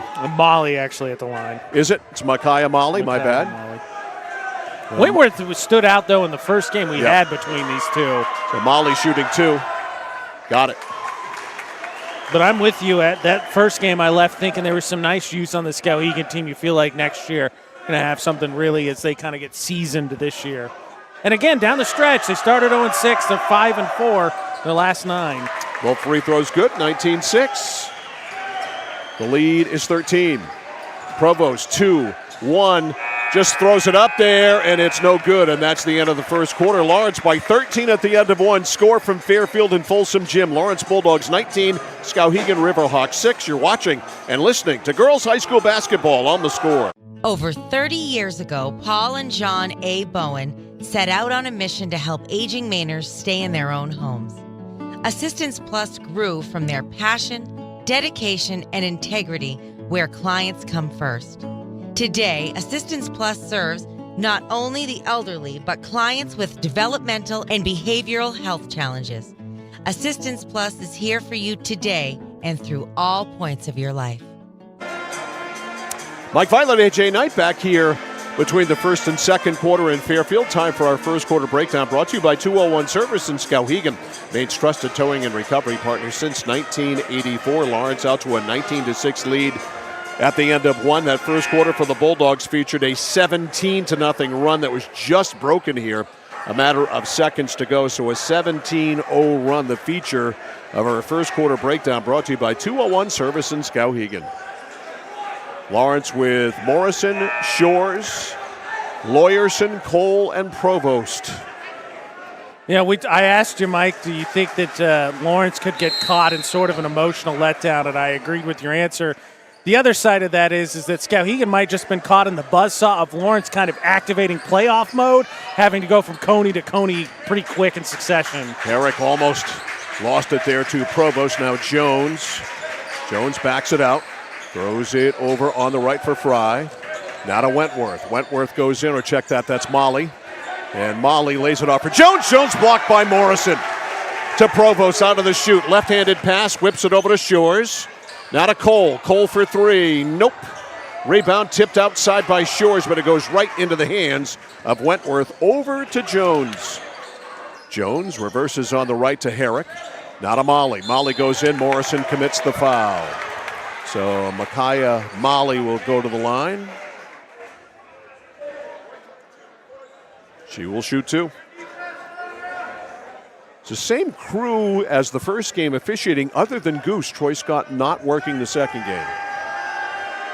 I mean, you just can't afford those rates for 2 games in a row. Free throws no good. I am not even going to touch that. Second one by Molly is on the way. Front rimmed it. Rebound. Bounces to Shores. Ashley. Up it goes to Provost. Over to Shores. Cole in the corner. Back to Shores. To Cole. Cole drives. That's not a spot where she should go with the bigs there. Turned it over. Jones to Wentworth. Wentworth, foul line right. Harassed by Lawyerson, gets it back outside to Fry. Alley, foul line, almost traveled, throws the runner up. It is no good. Deep rebound, goes all the way out. It's run down by Fry. Fry to the foul line to Molly. Molly outside to Herrick. Fakes a 3, rolls around Cole, blocked by Morrison. They called her for a foul. Take a look at this one because that looked like a lot of ball in live action. I don't think so. You don't think what? I don't think that's a foul. I don't think so either. I concur with you. The Mid-State Machine replay never lies. Shot is up and good. Nor does the Mid-State Machine instant replay have a fandom. How do you know? Maybe there's a Facebook group somewhere. I don't know. That's true. I don't know. I've never asked. You have to Google that. I just assumed it was unbiased. All right, one more for Herrick. Second one is off. Rebound Morrison to Provost. 19-7. It's 4 in a row scored here by Skowhegan. Provost trying to change that. She does. 3 from the left corner. 22-7. She's already got 3 threes. That adds up to 9. Jones to Herrick. Foul line left to Jones. Baseline to Wentworth. Trying to go to Molly. Molly stripped, stolen by Morrison. Over to Shores. Ashley up the left side. Baseline to Gray. Gray to Morrison. Morrison 5-footer. Front rimmed it. Again, the bigs with problems in close. Don't finish well. Out of the shoot Fry. They don't. They've made things a lot more difficult for themselves as Wentworth looks up to the heavens after throwing that one over the backboard. They make things a lot more difficult for themselves by missing the bunnies that they do. That was a great feed by Fry, and Wentworth just rushed it. Provost with the ball and a 15-point lead. Right corner Minahan, baseline to Gray, just looking to pass it from there. Now to Shores. To Provost. 3-ball, left side, short, front rimmed it, just skimmed it. Rebound Fry. Fry. Up the right side, shut up by Minahan. Back out front to Herrick. To Wentworth. Over to Fry. Fry backs in, fakes one way, goes the other, turns, got it! The roll good there for Allie Fry. 22-9. The lead is 13. Right side Gray. Drops it off for Minahan, right corner. Down low to Gray. To Morrison, over to Provost on the drive. The layup is good. That was pretty. 24-9. Provost has 13. 4:50. Curling around is Wentworth, and she walked. One couple numbers for you from that first quarter, Mike, real quick. Skowhegan had 5 turnovers, 6 points, 1 field goal. Got a 30-second timeout taken here. 4:43 to go in the first half. Lawrence on top here, 24-9. Again, just I might be the fact that Skowhegan, as opposed to, as again I asked, potentially high school students getting an emotional letdown with Lawrence coming off the Coney game, senior night, instead caught Lawrence kind of activating playoff mode as they got Coney coming up again, and of course we're pretty much near the end of the season, and they're getting ready to go down to the Civic Center to finish unfinished business for themselves. I would think that unfinished business is something that's going to be brought up to this team, if it hasn't been already, and I'm sure it is. Oh, I'm sure, to your point. Probably to them by themselves. If you're Coach Chesley, I bet that Coney score was all he talked about ahead of the game that you were here for earlier this week. All right, after the timeout, 24-9. Gray to Morrison. Morrison turns and hits. 26-9. The lead is 17. That matches the run they had in the first quarter of 17-0. Lauren Moore back into Jones. The leaner by Molly is no good. She comes away with her own miss. Outside, Fry. Yes.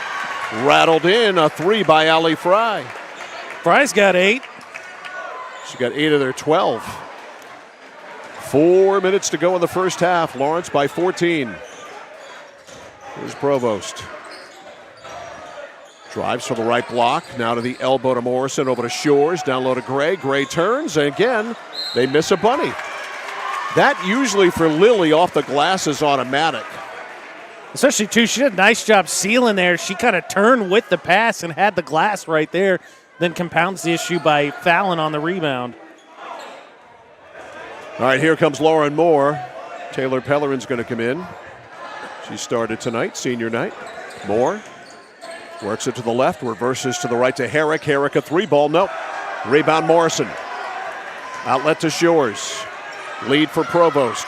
Provost wings it down to Gray. Gray up and in off the glass, and Mike LeBlanc wants to talk about it. Takes a quick timeout after that. Let's see if it's a full or a 30. It's a fully. 3:24 to go in the first half. The score, Lawrence 28, Skowhegan 12. This is high school basketball on The Score. Looking for a way to heat your home while staying within your budget? A home heating loan from Connected Credit Union is the perfect solution. We've got you covered with an affordable way to keep warm this winter. Maybe you're thinking of purchasing a heating and cooling system or replacing your windows. Making your home more energy efficient isn't just an investment in your home, it's an investment in your lifestyle. Contact our loan team for more details or apply online at connectedcreditunion.org. Get connected, stay connected. Federally insured by the NCUA, Equal Housing Lender. Membership eligibility required. My dad's a real hero. Not like a superhero or anything. More like a regular dad kind of hero. 'Cause every weekend, even when the weather's bad and it's super snowy, he always gets us there safe. They don't know how you do it. All they know is that you care. See Skowhegan Tire Center. They beat any price. Route 201, Skowhegan. Back live here at Folsom Gym in Fairfield. Out of the timeout, a wild shot by Gray. The rebound on the other side, pulled down there by Molly, and I believe Micaiah was fouled by Ella Minahan. She was. Coming back in for Skowhegan, Lainey Wentworth, the freshman. She will come in for Lydia Jones. That's Minahan's second. So second on Ella. Inbounding situation here on the baseline. The pass whipped into Herrick. Herrick a 3, no. Rebound Moore. Moore brings it. Nope, she dropped it off for Molly. Molly on the baseline to Wentworth. Wentworth trying to find her way in. Blocked by Minahan, and Minahan's called for the foul. And that's going to necessitate her coming out of the game and Amaya Lawyerson coming in. So 3 fouls on Ella Minahan. I mean, the second one, maybe an armbar, tough to see where it was. That one, I think Minahan did everything you're supposed to. Hand up, she played good defense, slid her feet. A little bit of a bailout. Shot is no good. Lawyerson in, Minahan out. Lainey Wentworth, a long, tall freshman, part of the future for Skowhegan girls basketball. She is a good-looking player. Now, there's some good young players on this Skowhegan team. Second shot, no good. Rebound hauled down by Gray. Over to Provost, 28-12. Lawyerson for 3, nope, missed everything. Rebound speared by Moore. Moore up the right. Moore wanted to go to Herrick, instead goes down on the block, wide box to Fry. Fry can't use it there on Shores, and she's called for a travel. She got herself in the land of indecision. Yeah, I think once you don't like that spin move, you got to kick it out, reset, and go back to it. Here's Provost. Played every minute so far. Foul line left to Shores. Shores back to Provost. Provost lobs it down for Gray. Not a great entry pass, but Gray ends up running it down. Now to Pellerin, to Shores. Ashley popping out left side, Pellerin. Pellerin now out deep to Provost. Provost drifts to the right, now stops a couple of feet away from the foul line, missed the shot, rebound run down by Molly. Molly takes it all the way in. Molly lost it on the dribble. Molly gets it back, now loses it again. Now it's tied up there by Shores. It'll go to Lawrence on the arrow. Coming back in for Skowhegan, Natalie Cook. Coming out, Allie Fry. It is crunch time, and crunch time on the score brought to you by Clark Scrap Metals. Don't fix it, scrap it. Clark Scrap Metals, locations in Chelsea, Hollowell, and Jay. Here's Provost. Nice hook pass for Gray. Gray got blocked by Molly. Great block. She laid it over, though, as she picked up the loose ball over to Shores, and Shores hits. Nice block there by Micaiah Molly on the much bigger Lily Gray. Moore, left of the key, back outside to Herrick. Herrick also a solid-looking freshman player. Here's Moore. Moore drives, tripped up, travel, yep. 12 points for the Riverhawks, 9 turnovers. Yee. Keeps in line with the boys. Still just 3 made field goals, every one of them Allie Fry. Here's Provost, works it to the right, hands it off to Lawyerson. Lawyerson popping out Shores. Ashley over to Taylor Pellerin. Taylor has the baseline, takes it over, tried to get it over for Lawyerson, knocked out of bounds by Herrick. Lawrence ball on the baseline, 1:06 to go in the half. Amaya Lawyerson will put it into play into Shores. Ashley up top, wide open and all alone, and it's good for Maddie Provost.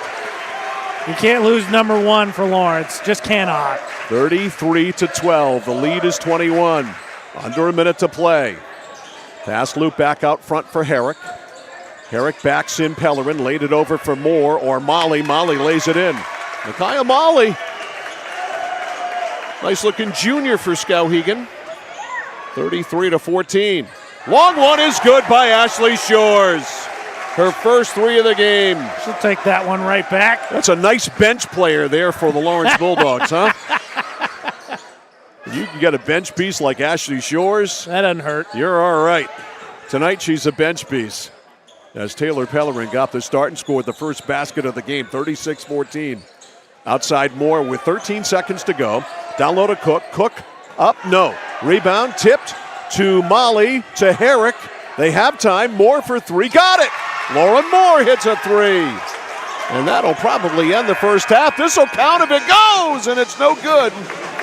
And the Lawrence Bulldogs will take a 19-point lead into the half. The score from Folsom Gym in Fairfield. The Lawrence Bulldogs 36 and the Skowhegan Riverhawks 17. You're watching and listening to high school basketball on The Score. Notice the price of gas and oil lately? Thinking about a pellet stove? Pellets are a renewable resource that are economical, and pellet stoves don't have to be ugly or loud. Come talk to us at Somerset Stone & Stove. Let us explain why now is the best time to have your pellet stove installed. Wouldn't you love to have a gas stove or fireplace designed for your home? Let Somerset Stone & Stove design and install a Regency gas stove or fireplace that is just right for you. Let us customize your Regency gas stove or fireplace while you enjoy the beauty and warmth. Visit Somerset Stone & Stove in Oakland. From the moment you check in at Kennebec Eye Care, you'll be greeted with a smile. From there, you'll be given a comprehensive and thorough eye exam from Dr. Peter Parody, Dr. Leslie Sobek, or Dr. Kaylee Brown. Once your examination is completed, they'll go over what steps need to be taken to improve your eyesight needs with glasses or contacts. If you're a current patient or looking to become a new patient, then see the eye specialists at Kennebec Eye Care. Kennebec Eye Care, your sight specialists since 1955.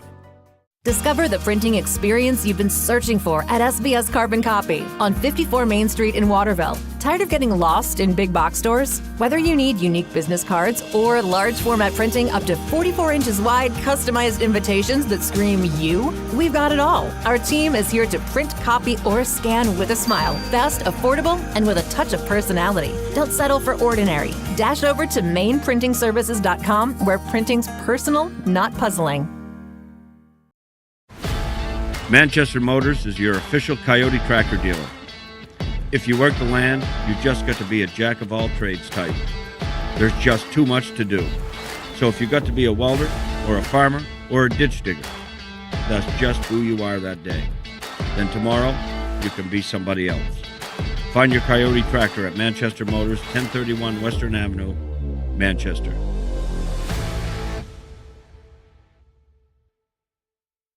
At Central Maine Community College, we are building things that last. We're investing in technology, new facilities, and offering more degree programs than ever before. You can get the traditional college experience at a fraction of the cost, and for some, it's even free. Wait, did she just say free? That's right, free tuition for Maine high school grads from 2020 through 25. Set your goals and find your path at CM. Let's build a future together. There's money in your unwanted metal. Clark Scrap Metals pays top dollar for any cars, trucks, or scrap metal that you want to get rid of. Stop over, we'll weigh it and give you a check. Got a big job that needs a major cleanup? We'll drop off and pick up one or more of our roll-off containers for residential or commercial work. And at Clark's, we crush cars. We travel statewide and offer fair prices. Locally owned for 3 generations, no one knows scrap metal like Clark's. In Chelsea, Hollowell, and Jay. Online at clarkscrapmetals.com. Mike Violet, AJ Knight, our score crew, Logan Cameron and Ashley Knight back here live at Folsom Gym in Fairfield. Halftime, Lawrence Bulldogs on top. 36, that is, to 17. Time for our second quarter breakdown, brought to you by 201 Service in Skowhegan, Maine's trusted towing and recovery partner since 1984. Bulldogs led by 13 at the end of 1. They lead by 19 here at the end of 3 as they outscored the Skowhegan Riverhawks by a count of, let's see, I did my math all wrong. I've got you 17 to 11. Thank you. I don't know what I was looking at, but it was something wacky. 17 to 11, the edge for the Lawrence Bulldogs in that second quarter. So they took what was a 13-point lead and have blown it up now.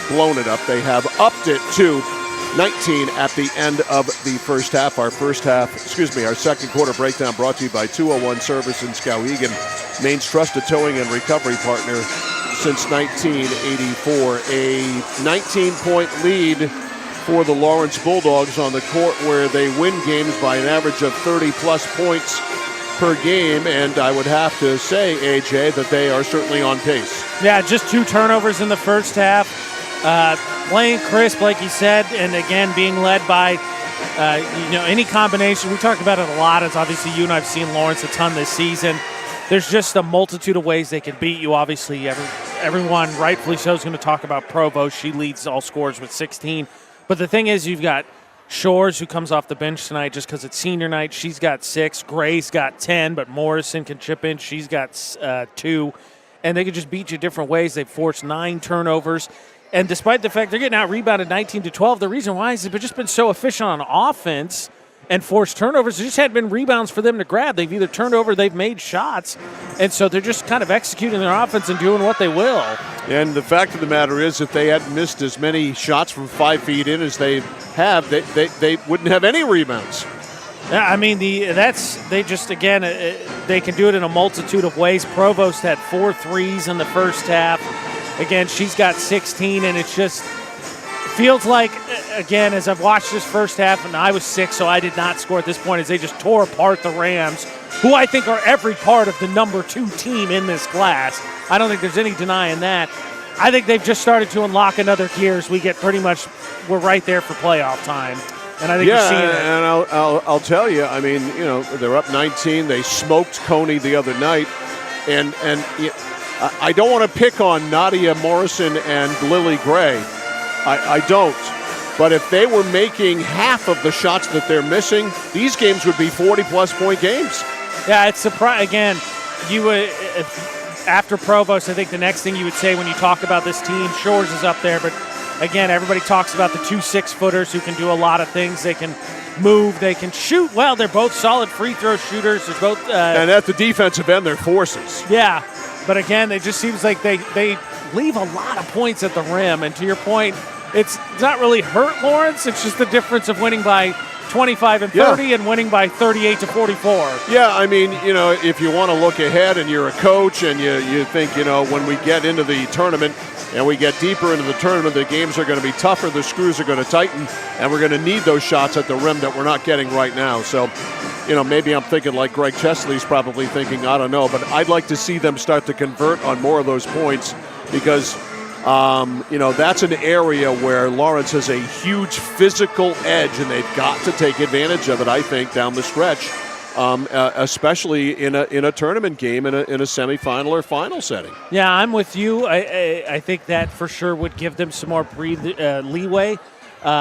Last year, I think having been at the Coney-Lawrence region final game and covering it the same way you covered the Coney-Lawrence game this week, just doing a write-up and taking some pictures.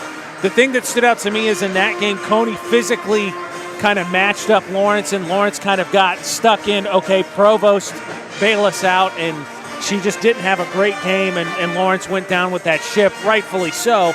This year, I think the difference is obviously Morrison and Gray are another year more experienced, but the big thing is Shores has absolutely stepped into the role of that second dynamic player. But to your point, the only game I think we've seen this year, and we've seen a ton of Lawrence games where I've really seen Lawrence, I think, get flustered, was the Camden Hills game. And then Provost and Shores go nuts in the fourth quarter. It's a 14-point game. You don't think much of it.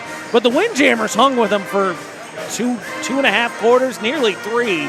I think it was a 2-point game early in the fourth before Shores and Provost showed up. But we'll see.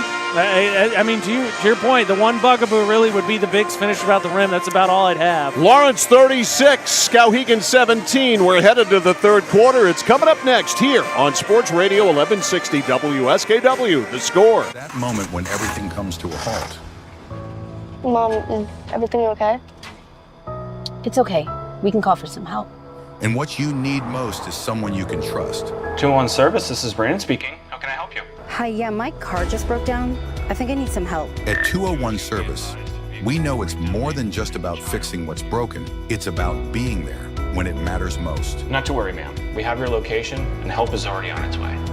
Don't worry, honey. Help's on the way. Okay, Mom. Wherever you are, whatever the time, you can count on us to be there. Because in those uncertain moments, knowing you're not alone makes all the difference. 201 Service, Maine's trusted towing and recovery partner since 1984.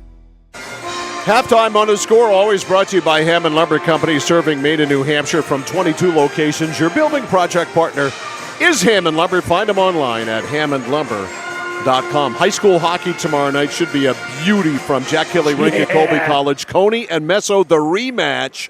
First one is in the vault at centralmainsports.com or on our YouTube channel. Please go and subscribe at Central Maine Sports. The first one was absolutely crazy. Coney ran out to a 4-1 lead. Meso tied it at 4, and then Coney ran away and won it by a final of 7-5. What's going to happen tomorrow night? Tune in. We'll see you tomorrow night from, I was going to say Elfond Arena, from Jack Kelly Rink at Colby College in Waterville as Coney and Mesolonsky play high school hockey Class B style tomorrow night here on The Score. I think the quote that completely encapsulates that first game is momentum does not exist in this game, is what you said during it. Sure does. All right, Skowhegan with the ball. Here's Lauren Moore. Moore with Wentworth. Inside went right through the legs there of Cook, and it rolls right down to Provost. Provost lead pass for Gray. Gray to Shores. Shores back to Gray. Gray out deep for Provost. Now to Shores, down to Gray. Gray turns, blocked there by Fry. How about that? Fry with some defense. We've got a held ball. It'll stay with Lawrence. And Provost will put it into play on the baseline under the Lawrence basket into Shores. Back to Provost. Provost on the baseline to Morrison. Outside to Minahan. Ella for 3. Nope. Rebound deep. Provost runs it down left side. Provost bullet past Minahan. Foul line, Gray. Right open 15-footer. Got it. 38-17. The lead is 21. Here is Moore. Moore, elbow pop. Got it. Rattled it in. 38-19. We saw in the first game, Moore just had to see one go down, and she started stepping further and further out from range, and she hit I ended up scoring, double digits in that game, or close to it. Provost over to Shores, back to Provost. Provost from almost the logo, front rimmed it, rebound Moore. Moore drifts over to the left, now to the top to Cook. Natalie on the weave to Fry. Fry stops, elbow pop, on the way, no good. Rebound Morrison to Shores to Provost. Provost ahead of the pack, a stutter step. Provost goes in, blocked there by Cook, and the ball is picked off. Actually, is blocked by Fry and picked off by Cook. Moore to Cook, foul line pop, no good. Rebound Gray, that's a foul there on Cook. I believe that'll be her third. 6:22 left in the third. It's 38-19. The lead 19.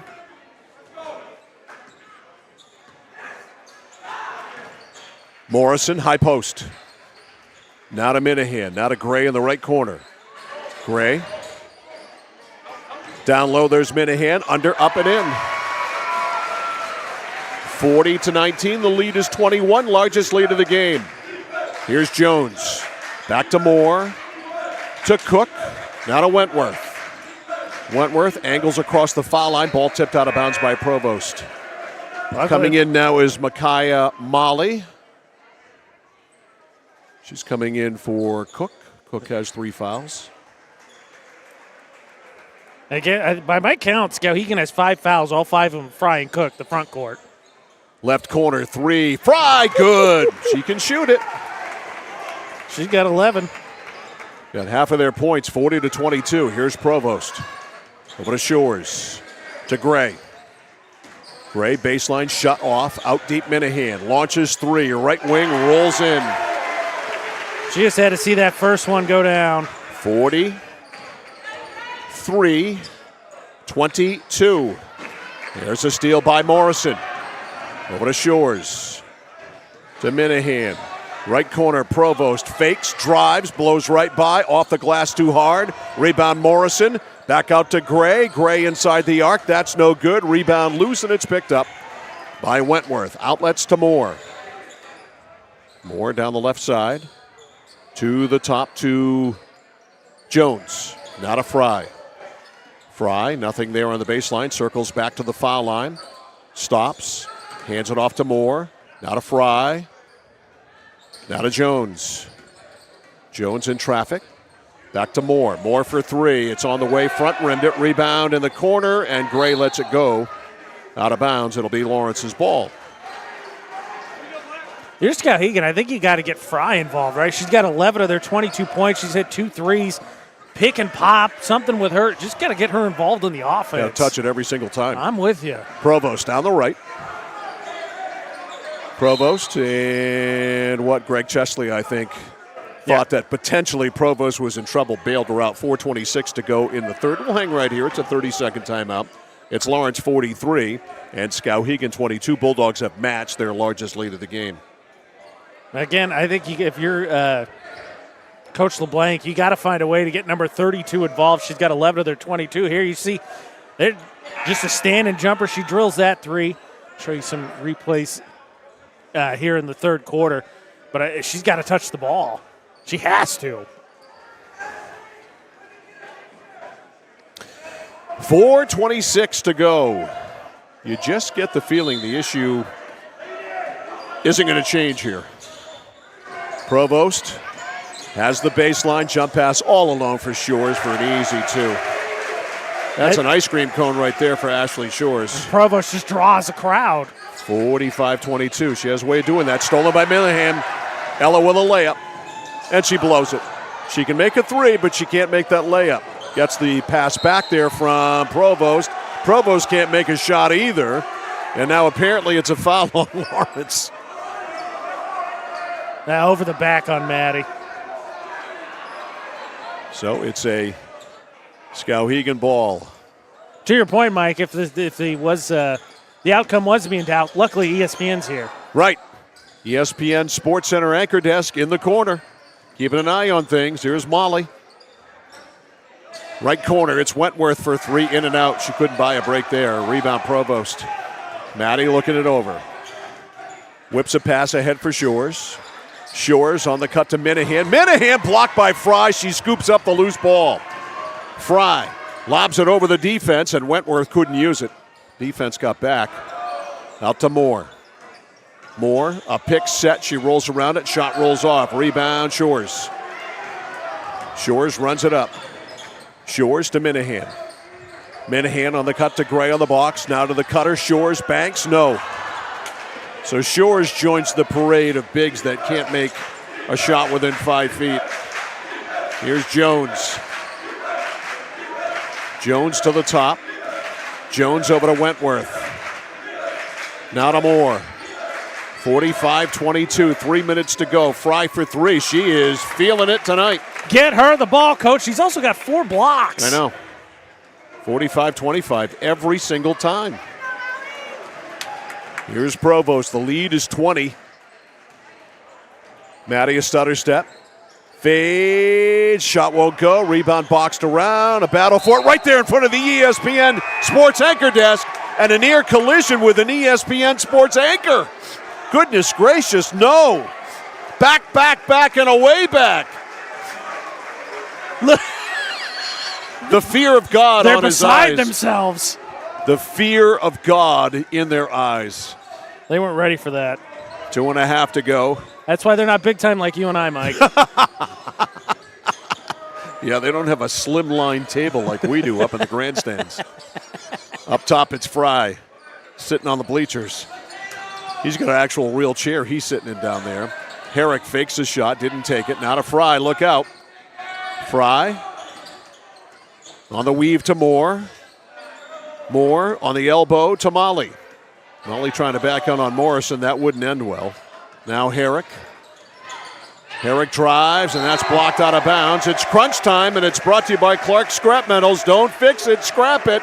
Clark Scrap Metals, locations in Chelsea, Hollowell, and Jay. 1:55 to go. For Herrick, that wouldn't end well. There was a couple Bulldogs waiting for that one. And out deep it goes to Molly. Molly for three. Nope. Rebound Provost. Provost drifts up to Pellerin. To Provost, and Provost had cut too much on the loose ball picked up by Wentworth. Wentworth back to Fry. Fry, that one grazed. I thought it was hit. The net. So did I, but it was short. It was short. She does have 4 made threes. She's got 14 of their 25 points. 1.5 to go. Here's Provost. Lawrence looking to go 16-0. Provost with a tricky dribble. Stops at the foul line. Over to Morrison. To Pellerin. To Morrison. To Cole. Cole lost it. Taken away by Wentworth. Wentworth. To the top to Fry. Fry, some fancy dribbling. Drives in, got bumped, lays it up, no good. Rebound on the other side to Wentworth. Over to Fry. They'll start again. Herrick for three. Throws it up. Nope. Rebound deep. Comes out. Tied up. It'll stay with Skowhegan. I think he could have got a foul there going for Fry. Yep. She took a bump, like you said. Wentworth to put it into play. Into Molly. Molly, wide open 12-footer. No, way off. Maybe somebody got a hand on that. Here's Provost out of the shoot. Provost, tricky dribble, up right-handed, and it is good. She's got 18. 47-25. The lead is 22, final 40 seconds. Fry, foul line right. Fry, that's a travel. I don't know what you think, Mike, but kind of seems like Fry's starting to run out of gas a little bit. We're asking a lot of her. I think she needs a breather. Well, 33 seconds she'll get the between quarter break. Here is Provost, who has been on the floor for the entire game. Closing in on 24 minutes to Pellerin. Lawrence spreads it out. Pellerin to Shores. Now to Provost. Provost forgot the ball. She got it back, and a foul, a push there on Wentworth. No, it's on Provost. No, it's on Provost? Okay. Credit Moore, who's, I think, done a nice job here this third quarter. Provost only has 2 points this quarter. All right, final shot here maybe for Skowhegan. Final 16.9. Here's Moore. Drifting over to the left, clock at 10. A pick. Nice roll. Molly blocked by Provost. Look at the grin on Provost. Just a little bit of, they called her for a foul? Oh, I thought she got all ball. Maybe that's what the grin was for. Nope. That's ball. Yeah, I thought so too. Even Wesley Snipes didn't even have to argue that the ball's connected to the hands, connected to the wrist. That was ball. Shot was good, 47-26, and Provost is going to come out. That's her third foul. Second shot, nope. Rebound Shores. 3, 2, 1, and they won't get a shot off, and that's the end of the third quarter. But Lawrence in the catbird seat. Score after 3. Bulldogs 47, Skowhegan 26. You're watching and listening to high school basketball on The Score. For us, it's a family business that is steeped in tradition. You know, our relationship with Waterville goes back a long ways. Over the years, we've been fortunate enough to grow, and we've been able to grow with the town. We look at the work that we do as something bigger than just the sale of a car or the servicing of an automobile. We're here to be a part of something bigger than just ourselves by giving back to the community with our time and our energy, because it's all about taking care of people. Time for our third quarter breakdown. It's brought to you by 201 Service in Skowhegan, Maine's trusted towing and recovery partner since 1984. Neither team really gotten untracked offensively in the third quarter, just 20 total points. Lawrence outscored Skowhegan 11-9 in that third quarter, so they took a 19-point lead, turned it into a 21-point lead. Third quarter breakdown brought to you by 201 Service in Skowhegan. I think combination a little bit. Lawrence, obviously, I think took their foot off the gas a little bit. I think Skowhegan locked in a little bit more as well. Credit Moore, I think, got a little bit more physical with Provost, and I think took her off her game a smidge. But again, I think Lawrence kind of took their foot off the gas. All right, here we go. Final 8. Unless something really weird happens. Here's Shores. Shores in the corner, outside to Pellerin. Pellerin over to Lawyerson. Provost on the bench, now to Pellerin in the corner. Pellerin to Gray. Gray shut off there under the basket on the cut. It's Shores. Shores lays it up. Count it, 1. 49-26, pending a free throw here for Ashley Shores. Foul was on Natalie Cook. One shot here for Shores. And the free throw is good. 50-26, Lawrence with their largest lead of the game. Here's Moore. Moore for 3. Nope, air ball. Lawrence will just let it go. Brief rest for Provost. She's coming right back in. Shores in a double figure on that and 1, by the way. She's at 11. Minahan coming in 2. Pellerin out, and Ashley Shores will come out. 11 off the bench, might I add, for Ashley Shores. She's a role player now. Bench player. Here's Provost. Outside to Minahan. Minahan stops foul line left. Now to Cole. Cole for Gray in the pivot. Gray goes one way, then goes the other way. Banks it up just a little bit short. Missed the square. Rebound Moore. Moore. Herrick bombs away. Yes! That is a line drive, is it not? That's a dart right there. 50-29. It's like she's down in the cellar playing darts. That one's from way deep by Provost. No good, just skimmed the front rim, the rebound to Herrick. Herrick, a pick, rolls to the left. Hands it off to Moore. Almost stolen by Minahan. Now to Wentworth. Wentworth to Moore, down on the box to Cook. Cook kicks it out. Herrick to Moore. Moore on the far side to Fry.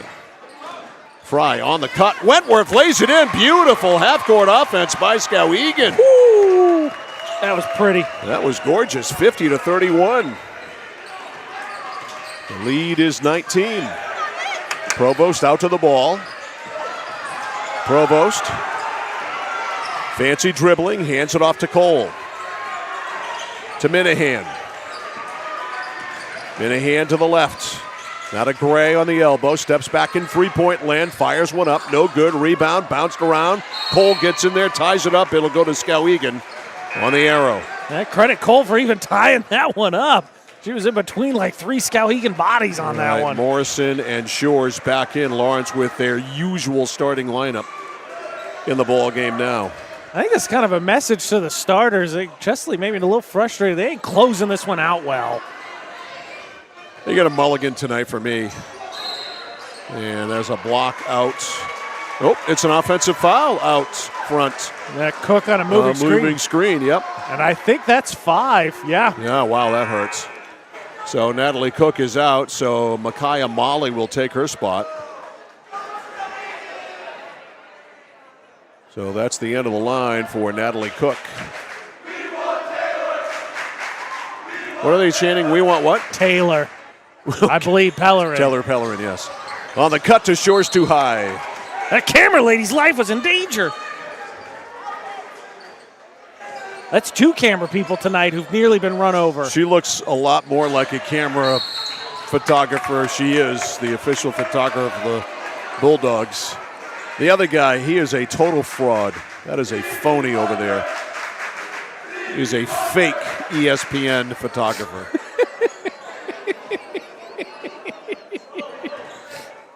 All right, here comes Skowhegan. Maybe he's an intern. 50 to 31. Outside Wentworth, 3 from the left wing. Nope. She's going to hear about that. Rowdy's out in full force tonight. Here is Provost. Over to Minahan. To Gray. Down low to Provost. Provost post up. Fades away on the shot. No good. Rebound. Fry. To Moore. To Herrick. To Wentworth. Now up top to Moore. Moore, left side, a fake by Herrick, rolls around to the defender, Minahan, now to Fry, or check that to Molly, to Fry. Under 5 to go. Fry to Moore, to Molly. Molly beats Morrison, goes up, count it, 1. And the foul's on Minahan. Nice job by Molly. That pass had to be rifled there, and she just muscled that away from Morrison and then got inside Minahan. Let's see, Abby Carey coming in for the first time tonight for Skowhegan. Those watching the stream wearing 31. Herrick coming out. Free throw here for Molly. Molly hits 50 to 34. This is as close as it's been in a while. It's 16. Here's Provost. Provost to Minahan. Minahan holds.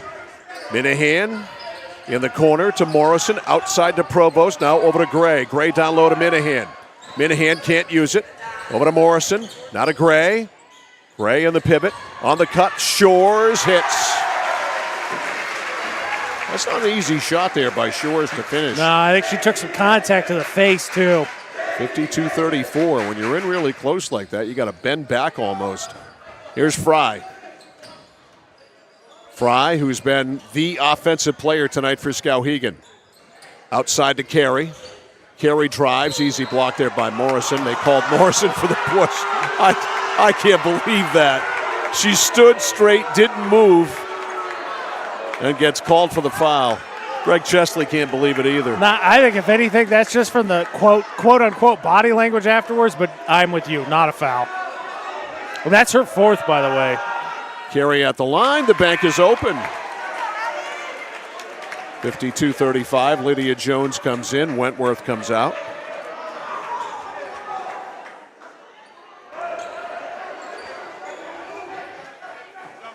One more free throw here for Abby Carey.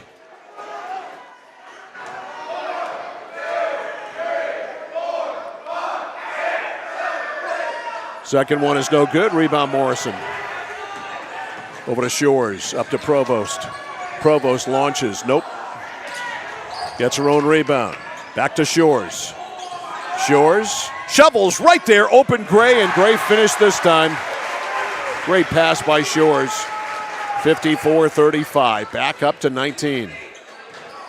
3.5 to go, stolen by Provost. Provost lays it in. She's got 20. 56-35.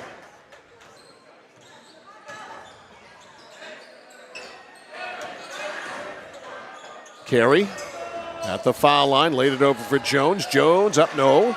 Rebound tip, Shores to herself. Long down court pass to Gray. Gray can't get it after it was deflected. Picked up. Here's Herrick. Herrick to Carey. Carey, no conscience whatsoever, takes the three. It's no good. Jones with the rebound. Jones got blocked. Jones got fouled. That's on Morrison. That's her 5th. Crowd's about to go wild because Taylor Pellerin's coming back in. Now it's on Minahan, and that's her 5th. That's her 5th. So Ella is out. Strong game for her. Took another charge tonight. Inbounds pass to Herrick, who hits the layup. 56-37. The lead is 19. We're coming down to 2.5 to go. Provost laid it over, I think, for Morrison. That was picked off by Lydia Jones. Now to Herrick. To Carey. Carey stops, a foul line pop, air ball. Trying to shoot that one off Morrison, over Morrison, a tough task. All right, Mike LeBlanc has decided he's going to bring 5 for 5 in. And you can expect Greg to have that is Greg Chesley to follow suit. Get his guys out of there. Provost has it on the right. Lawrence with the ball. They lead by 19, tipped. And it comes down to Maya Robinson. Robinson throws it ahead, picked off by Provost. Provost 2-on-1 with Pellerin. Pellerin under, up, and in. No look that one to her. 58-37. We are under 2 minutes. That's crunch time. Crunch time is brought to you by Clark's Scrap Metals. Don't fix it, scrap it. Clark's Scrap Metals. Locations in Chelsea, Hollowell, and Gray. The drive, the shot is up, no good by Robinson to Gray. And now Greg Chesley takes the timeout. He'll change what he can. We'll get Gray out of there, and I'm sure Provost out of there. Rowdies want Casey Ross in. I want more points for Taylor Pellerin. I want Taylor Pellerin to take every shot the rest of the way. Mike has given Pellerin the absolute green light. I have. So she scored the first points of the game on a layup. She just scored again on a layup. I don't know if she's taken any more shots. I don't think she has. So she's 2 for 2. She's 2 for 2. In line to be our flagship cinema score player of the game. That's an efficiency for sure. And we may base that tonight on shooting percentage. Okay? Who am I to argue? Taylor Pellerin in the game, right below us, wearing number 3. Elkins and Cole checked in at the last break. And we're going to get more here. Casey Ross is going to come in. Pelletier's going to come in. Kiara Day is going to come in. So Elkins in. Pellerin down low. There is Morrison. So give her an assist now, too. 60-37. That's just the 4th point for Morrison. Skowhegan, as we come down to 1 minute to go in this one. Maddie Easler.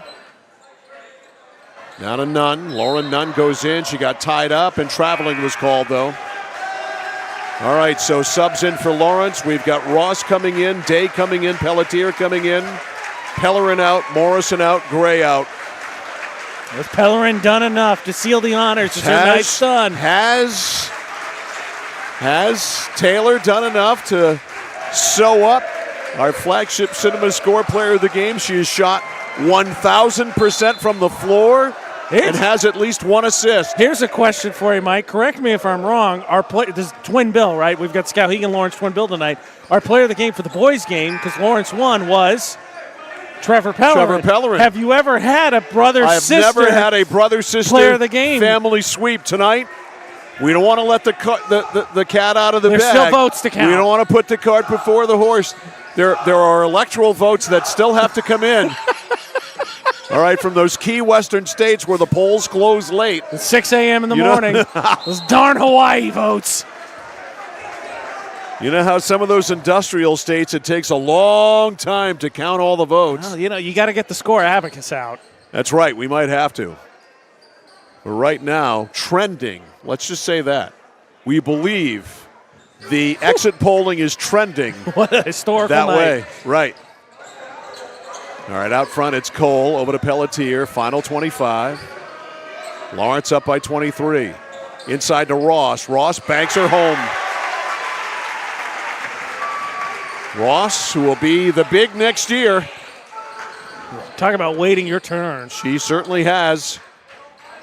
You can tell she's out there playing with a passion because she doesn't get much playing time with those two. And Casey Ross, she'll even run down the loose ball. Well, to your point, right? You had her. Forgive me, Lawrence. The center that won, that was the starting center for the state championship, was very good. I can't remember. I'm blanking, but Gray played and Morrison were in the rotation that year. Obviously, Gray and Morrison have been the starting duo last year and this season, so she has been waiting. Free throw in and out by Lauren Nunn. I mean, it's going to come to me in the middle of the night when I don't think about it. Yep. Second one is good. 62-38, final 6.5. Pelletier gets over the timeline. And that is it. A workmanlike performance tonight by the Lawrence Bulldogs. A lot of emotion based on senior night. A lot of leftover emotion from the win over Coney the other night, and they take care of business. Final score in this one, Lawrence Bulldogs 62 and the Skowhegan Riverhawks 38. Our post-game show, our flagship cinema score, player of the game, and all the final numbers coming up next here on The Score. When you're ready to tackle your next building project, no matter how big or small, depend on Hammond Lumber Company for the products and services you need. The knowledgeable staff at Hammond Lumber will be with you every step of the way and keep your project on schedule. From free estimating and project planning to design and drafting services, an extensive product inventory with a wide variety of brands to choose from, and of course, Hammond delivers from any of the locations across Maine and New Hampshire. Hammond Lumber Company, your building project partner. At Midstate Machine in Winslow, Maine, we manufacture complex components and large-scale turbines that power industries across aerospace, defense, and energy. We're hiring CNC machinists. And whether you're experienced or just starting out, we offer on-the-job training to help you build a rewarding career. Join our Safety First team, where your ideas are valued, and enjoy competitive pay with 2 weeks of paid time off starting on day one. Apply today at midstateusa.com, where your career powers the future. Whether you're looking to buy, build, or refinance your home, at Skowhegan Savings, we make buying your home a personalized experience. Our team of local community bankers are available on your time to help you every step of the way, from pre-qualification to closing your loan. We have a variety of mortgage terms to fit your needs and a bi-weekly payment option that can save you time and money off your loan. We also won't sell your loan, so your loan stays local with us. Contact one of our community bankers or apply online at skowhegan.com to start your home buying journey today. It's like this every winter. When the temperature drops below 45, my palms sweat and I get really anxious. It's not your fault. You're suffering from seasonal winter driving disorder. 3 and 4 drivers suffer from SWUDs because they have all-season tires. They aren't designed for wintry weather. Luckily, there's a remedy. Take 4, call me in the morning. Visit NokianTires.com/remedy for the cure. Is this a prescription for tires? 201 Tire Battery and Service, Riverside Drive, Vassalboro. Hi, this is Mike Perkins from KMD Driving School. I've been instructing your children in driver's ed for years. We're accepting new students for the fall and winter classes. Let the professionals teach your children. Call 465-4835. Sign them up for KMD Driving School. New classes begin every 3 weeks. Call 465-4835, 465-4835, or visit us online at kmddrivingschool.com. The journey begins with us. KMD Driving School. At Danforth's Down Home Supermarket, they're proud to be a second-generation family-owned grocery store with locations in Hermon and Pittsfield. They focus on providing fresh produce, high-quality meats, delicious bakery items, and a well-stocked deli. Danforth's Down Home Supermarket cuts and grinds fresh meat daily, and they offer Maine lobsters year-round. They also bake fresh bread, pastries, and other sweet treats every single morning. For added convenience, online shopping is available at their Hermon location with contactless curbside pickup ready in as little as 2 hours. Come discover Danforth's Down Home Supermarket. Whittemore & Sons, your Coyote Tractor dealer. Dependable sales and service for over 50 years. We are located on the Waterville Road in Skowhegan. Sales and service by a family who cares. At High Chevrolet in Skowhegan, our family is here for your family. And our family has been providing affordable, reliable transportation to families in central and western Maine for 113 years. You don't have that kind of longevity in the car business without building strong, trusting relationships with customers from one generation to the next. Whether you're looking for new or pre-owned, financing, or special incentives, your shopping experience is always stress-free at Haight Chevy. Haight Chevrolet on Madison Avenue as you turn into Skowhegan. You'll also find the Haight family of dealerships in Madison and Farmington. All righty, Mike Violet and AJ Knight back here live post-game at Folsom Gym in Fairfield. A clean sweep tonight for the Lawrence Bulldogs as they win both ends of this twin bill. Boys winning in game one, 57-45. Girls win the nightcap, 62-48. Time for our fourth quarter breakdown, brought to you by 201 Service in Skowhegan. Maine's trusted towing and recovery partners since 1984. In garbage time in the fourth quarter, Lawrence able to prevail. They outscored the Skowhegan Riverhawks 15-12 in the fourth quarter to get us to our final of 62-38. And I mentioned it during the broadcast. By the way, it's Bree Poulin, the center for the state championship team who went to, of course, the University of Maine, Augusta. Thanks to Lawrence Field. I think a heck of a career there, Lawrence too. Field hockey coach Shauna Robinson for shooting us a text on Thank that you. one. Thanks, Shauna. As I mentioned during the game, I mean, the issue was not in doubt. You never felt like it was in doubt. You never felt like Skowhegan was going to be able to muster a threat. Lawrence did what they had to do tonight. And again, coming off the emotion of the win over Coney, and I think the emotion of senior night tonight with seniors who are beloved on this team, obviously Morrison and Gray and Minahan, who are key contributors, but I wouldn't overlook the influence of a Taylor Pellerin, who I think is beloved. And you mentioned this at the start of the game with Taylor starting in this one. She was not out there to be the final piece of the puzzle in the pregame handshake process. And you thought that might be sort of bad juju. Some bad juju there, some voodoo at work there without Taylor being able to finish off that handshake, that pregame handshake. You played significantly more high school sports than I did. Not much, but if there's one thing I know about athletes, they are superstitious. And you don't change routine. And especially if you're having an undefeated season, you do not change the routine. No, I agree. That being said, I think Lawrence came out sharp, continued their sharp play that they had, like you said, from the Coney game. And then I think they kind of took their foot off the gas, got a little bit sloppy with it in the second half. And credit Skowhegan, I think, out of pride play, they kind of played better in the second half too. But again, this is sort of the stretch here for Lawrence to take care of business, right? I think it would be utterly surprising to me that Coney, we don't get three editions of Coney and Lawrence girls basketball. We know we're going to get a second one on, I believe Tuesday. It's Tuesday in Coney, which we will not have. And we won't have it because Coney has a contract with CT7 to exclusively provide the video coverage of their game, so that's why. But I would be very surprised if we don't see that again to decide who gets to play for the gold ball from the North region. Right. Oh, no doubt about it. I think we are on a collision course to have those two teams play one another yet again. And as dominant as Lawrence was the other night in the win over Coney, are they that much better than Coney? I don't think so. Lawrence had it rolling. They played with a passion that night, and I do think that that game in the regional championship last year is a thorn in their side, and they feel like what was theirs, they let get away from them, and I think they don't want to let it get away from them again. I like to use, I've done it all the time, for anyone who's watched our broadcast with any regularity, anytime I can make a sports reference.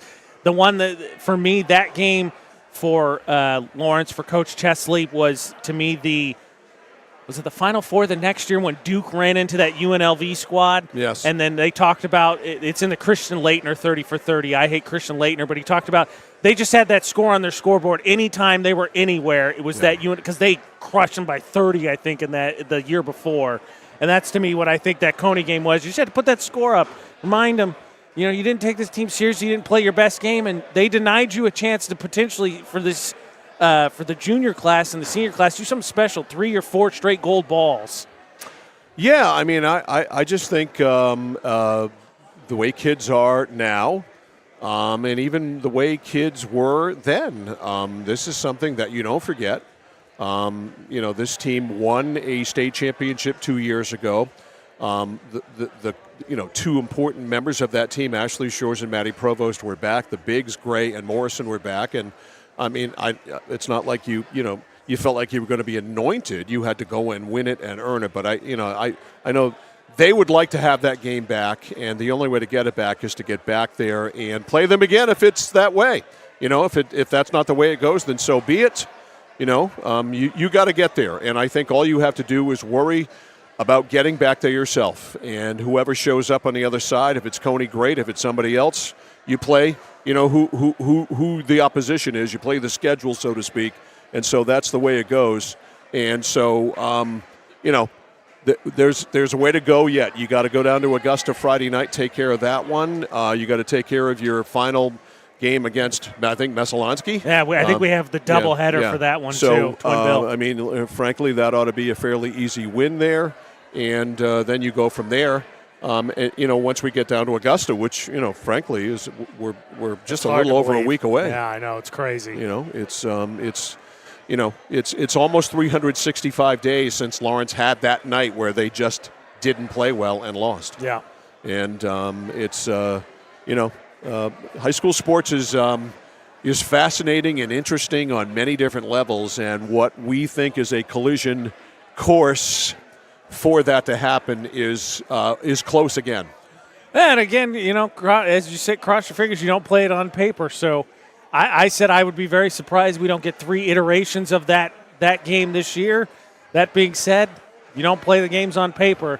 You got, as you said, you got to take care. Lawrence got to worry about taking care of who's in front of them. Same thing for Coney. You got to take care of who's in front of you, because last thing you want to do is look ahead. Next thing you know, you're not even making it to the round you're supposed to. That's what your fear is, and that's why you never take anything for granted here. As we're seeing the 4 seniors line up on the wall yet again. AJ will flip that camera around, and there are the 4 seniors there: Taylor Pellerin, Ella Minahan, Nadia Morrison, and Lily Gray posing for one final photograph on their home court tonight, the last game that they will play in these hallowed halls of Folsom Gymnasium, where when they were little girls, they dreamed of playing here, like Cindy Blodgett did back in the day. When they grew up to be teenage high school girls, they came here and played well and were part of a state championship team, and hopefully are part of another one as their moms all jump in to get photos with all of them. And so the careers of these 4 here in Fairfield are done, but they will play on a couple of visiting teams' courts and then move down to the Augusta Civic Center and play their tournament game.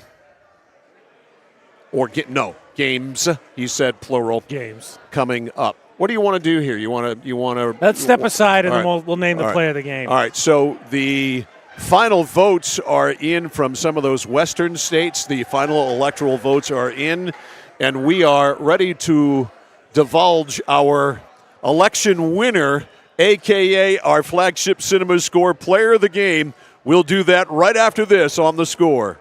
At Central Maine Community College, your future is our priority. I'm going to be a preschool teacher. An HVAC technician. Pediatric nurse. Whether your college journey is starting here, I'm going to be an architect. Physical therapist. I'm going to be a lawyer. or we're a stop along the way. I'm going to be a doctor. A machinist. Honestly, not 100% sure yet. With over 40 programs, I'm going to be a graphic designer. An athletic trainer. There is something for everyone. CMCC. Your future starts here.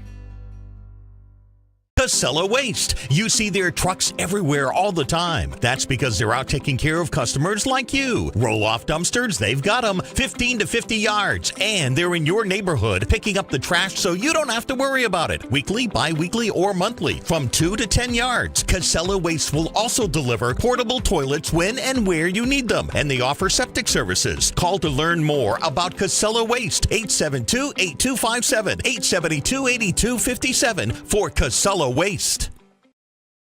Over 30 years ago, Paul and John A. Bowen set out on a mission to help aging Mainers stay in their own homes. Assistance Plus grew from their passion, dedication, and integrity where clients come first. Today, Assistance Plus serves not only the elderly, but clients with developmental and behavioral health challenges. Assistance Plus is here for you today and through all points of your life. Well, I guess the cat is out of the bag. Our flagship Cinema Score player of the game is none other than the other Pellerin who played basketball tonight here at Folsom Gym in Fairfield. Trevor Pellerin was the boys' player of the game, and Taylor Pellerin is our girls' player of the game. Congratulations, Taylor. Thank you. Your last game on this court. Yep. As a little girl, I don't think anybody's probably been on this floor more than you and your brother because your father's dragged you on into this place since you were probably born. Oh, I was definitely raised in Folsom Gymnasium. Yeah. So, what emotions are you feeling? I mean, this is really it's a really surreal moment. I don't think when you're growing up, you ever think that you're gonna finish growing up. You think you're gonna be able to. Well, just you're be a not kid finished forever. yet. Well, Let's not get carried away. But you're not gonna be a kid forever, and I think that's kind of it definitely hits you senior year. Yeah, maybe when you walk out. So Yep. the criteria we used tonight, you were not the leading scorer. You didn't lead the team in assists. You didn't lead the team in rebounds. We used this criteria. You shot 100% from the floor. You took 2 shots. You made them both. You had several assists, and your your kid brother, was the player of the game in the boys' game. So we looked at this like an election tonight. We figured we'll make it a clean Pellerin sweep. And so that's the science that went into you being chosen as the player of the game. That's nice science. You like that? Yeah. Now, did you know earlier this year, it's like a few games ago when we were here doing a game, I called you Melanie several times. Did you hear that story? I did hear about that when I got home. Yeah. I don't know why all of a sudden I was channeling your mom. She was sitting in front of you. I think it got confusing. That had to be it. There are 4 seniors on this team.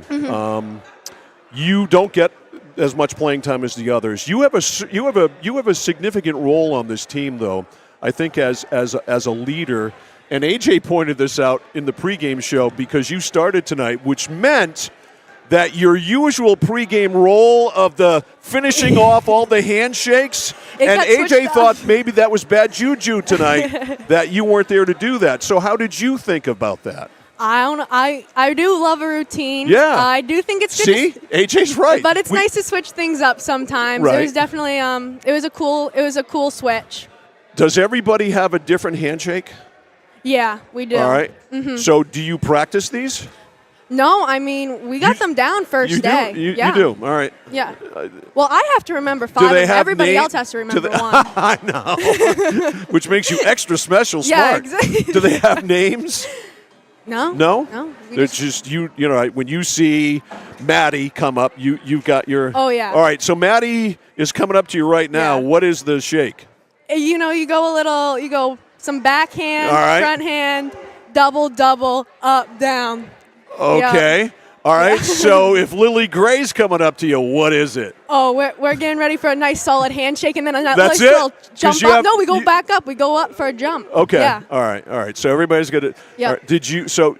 But you have to come up with it at some point, right? Well, okay. We may have cheated the system a little bit because we did do Nadia and Lily's handshakes last year. Okay. But then everybody else just figures out one that they want to do. So I've done the handshakes for 2 years now. So 2 of them I've been, doing for a while. They decide or you decide? It's a mix. Or it's a collaboration? Yeah. All right. So it's a It's kind of like writing a song where you have a partner like Mick Jagger and Keith Richards. Oh, definitely. Or like that kind of thing. Yes. All right. So you do have, I think, unique role on this team. You're the daughter of a coach, and your father way back was the girls' coach. Yep. But you're a gym rat. You've been in the gyms your whole life, and I do think you serve a. Do you feel like you serve a special purpose on this team? You don't play 32 minutes a game or that kind of thing. But do you feel like you serve a special role?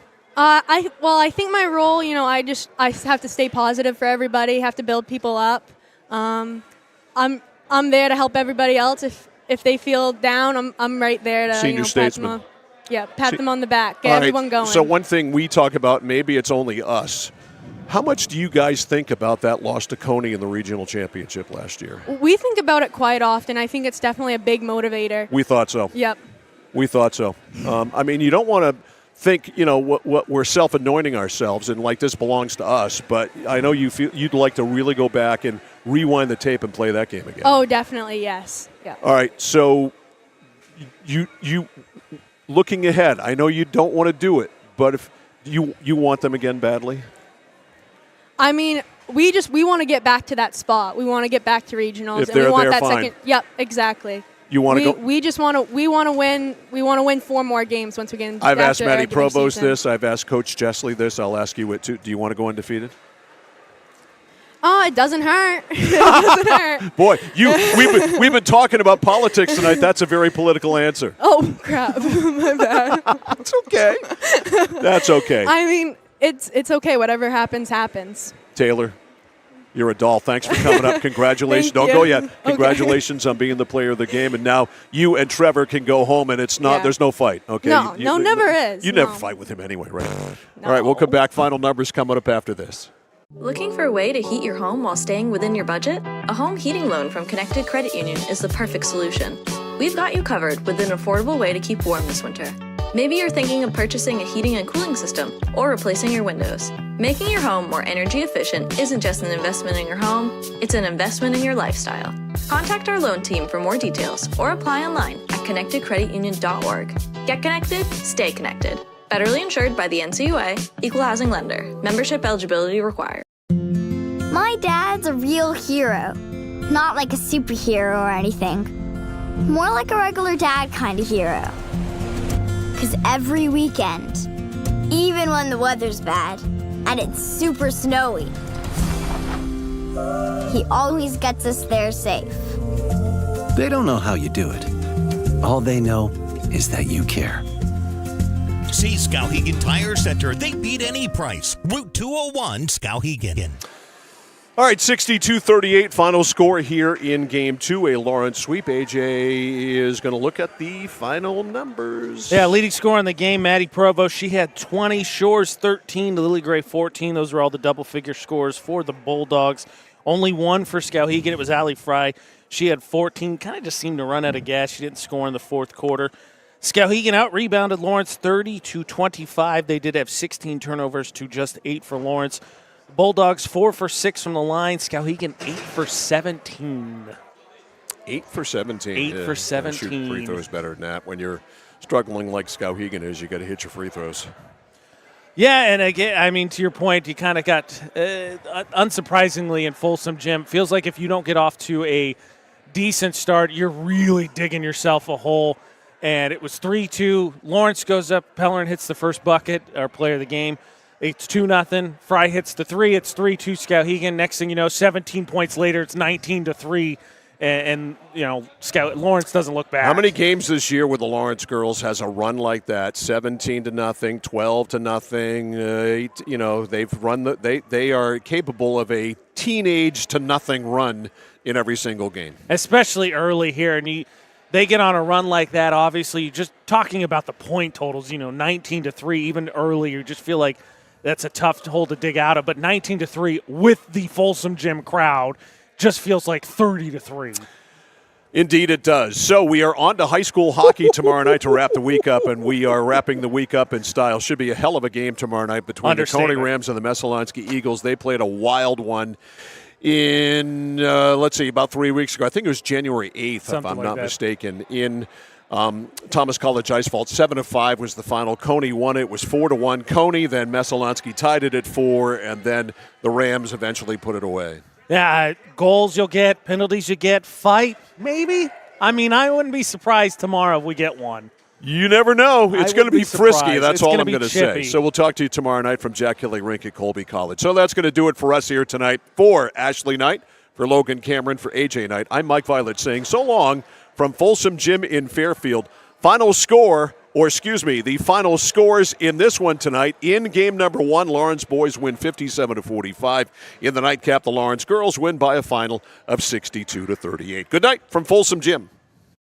You've been listening to a high school sports presentation on The Score, brought to you by these great local sponsors: Central Maine Community College, Central Maine Motors Auto Group, Hammond Lumber Company, Mid-State Machine, 201 Service Skowhegan, Flagship Cinemas, Whittemore & Sons, Somerset Stone and Stove, 201 Tire Battery and Service in Vassalboro, Assistance Plus, Manchester Motors, Casella Waste, Computer Improvements, Height Chevrolet, Connected Credit Union, KVFCU, Skowhegan Savings Bank, Skowhegan Tire Center, KMD Driving School, Kennebec Eye Care, Danforth's Down Home Supermarket, and by SBS Carbon Copy. Keep posted on what's coming up. Live video and audio of girls and boys high school hockey and basketball. All available at centralmainsports.com, 1160thescore.com, and our YouTube channel at Central Maine Sports. Please go and subscribe. The place for local sports is Sports Radio 1160, The Score.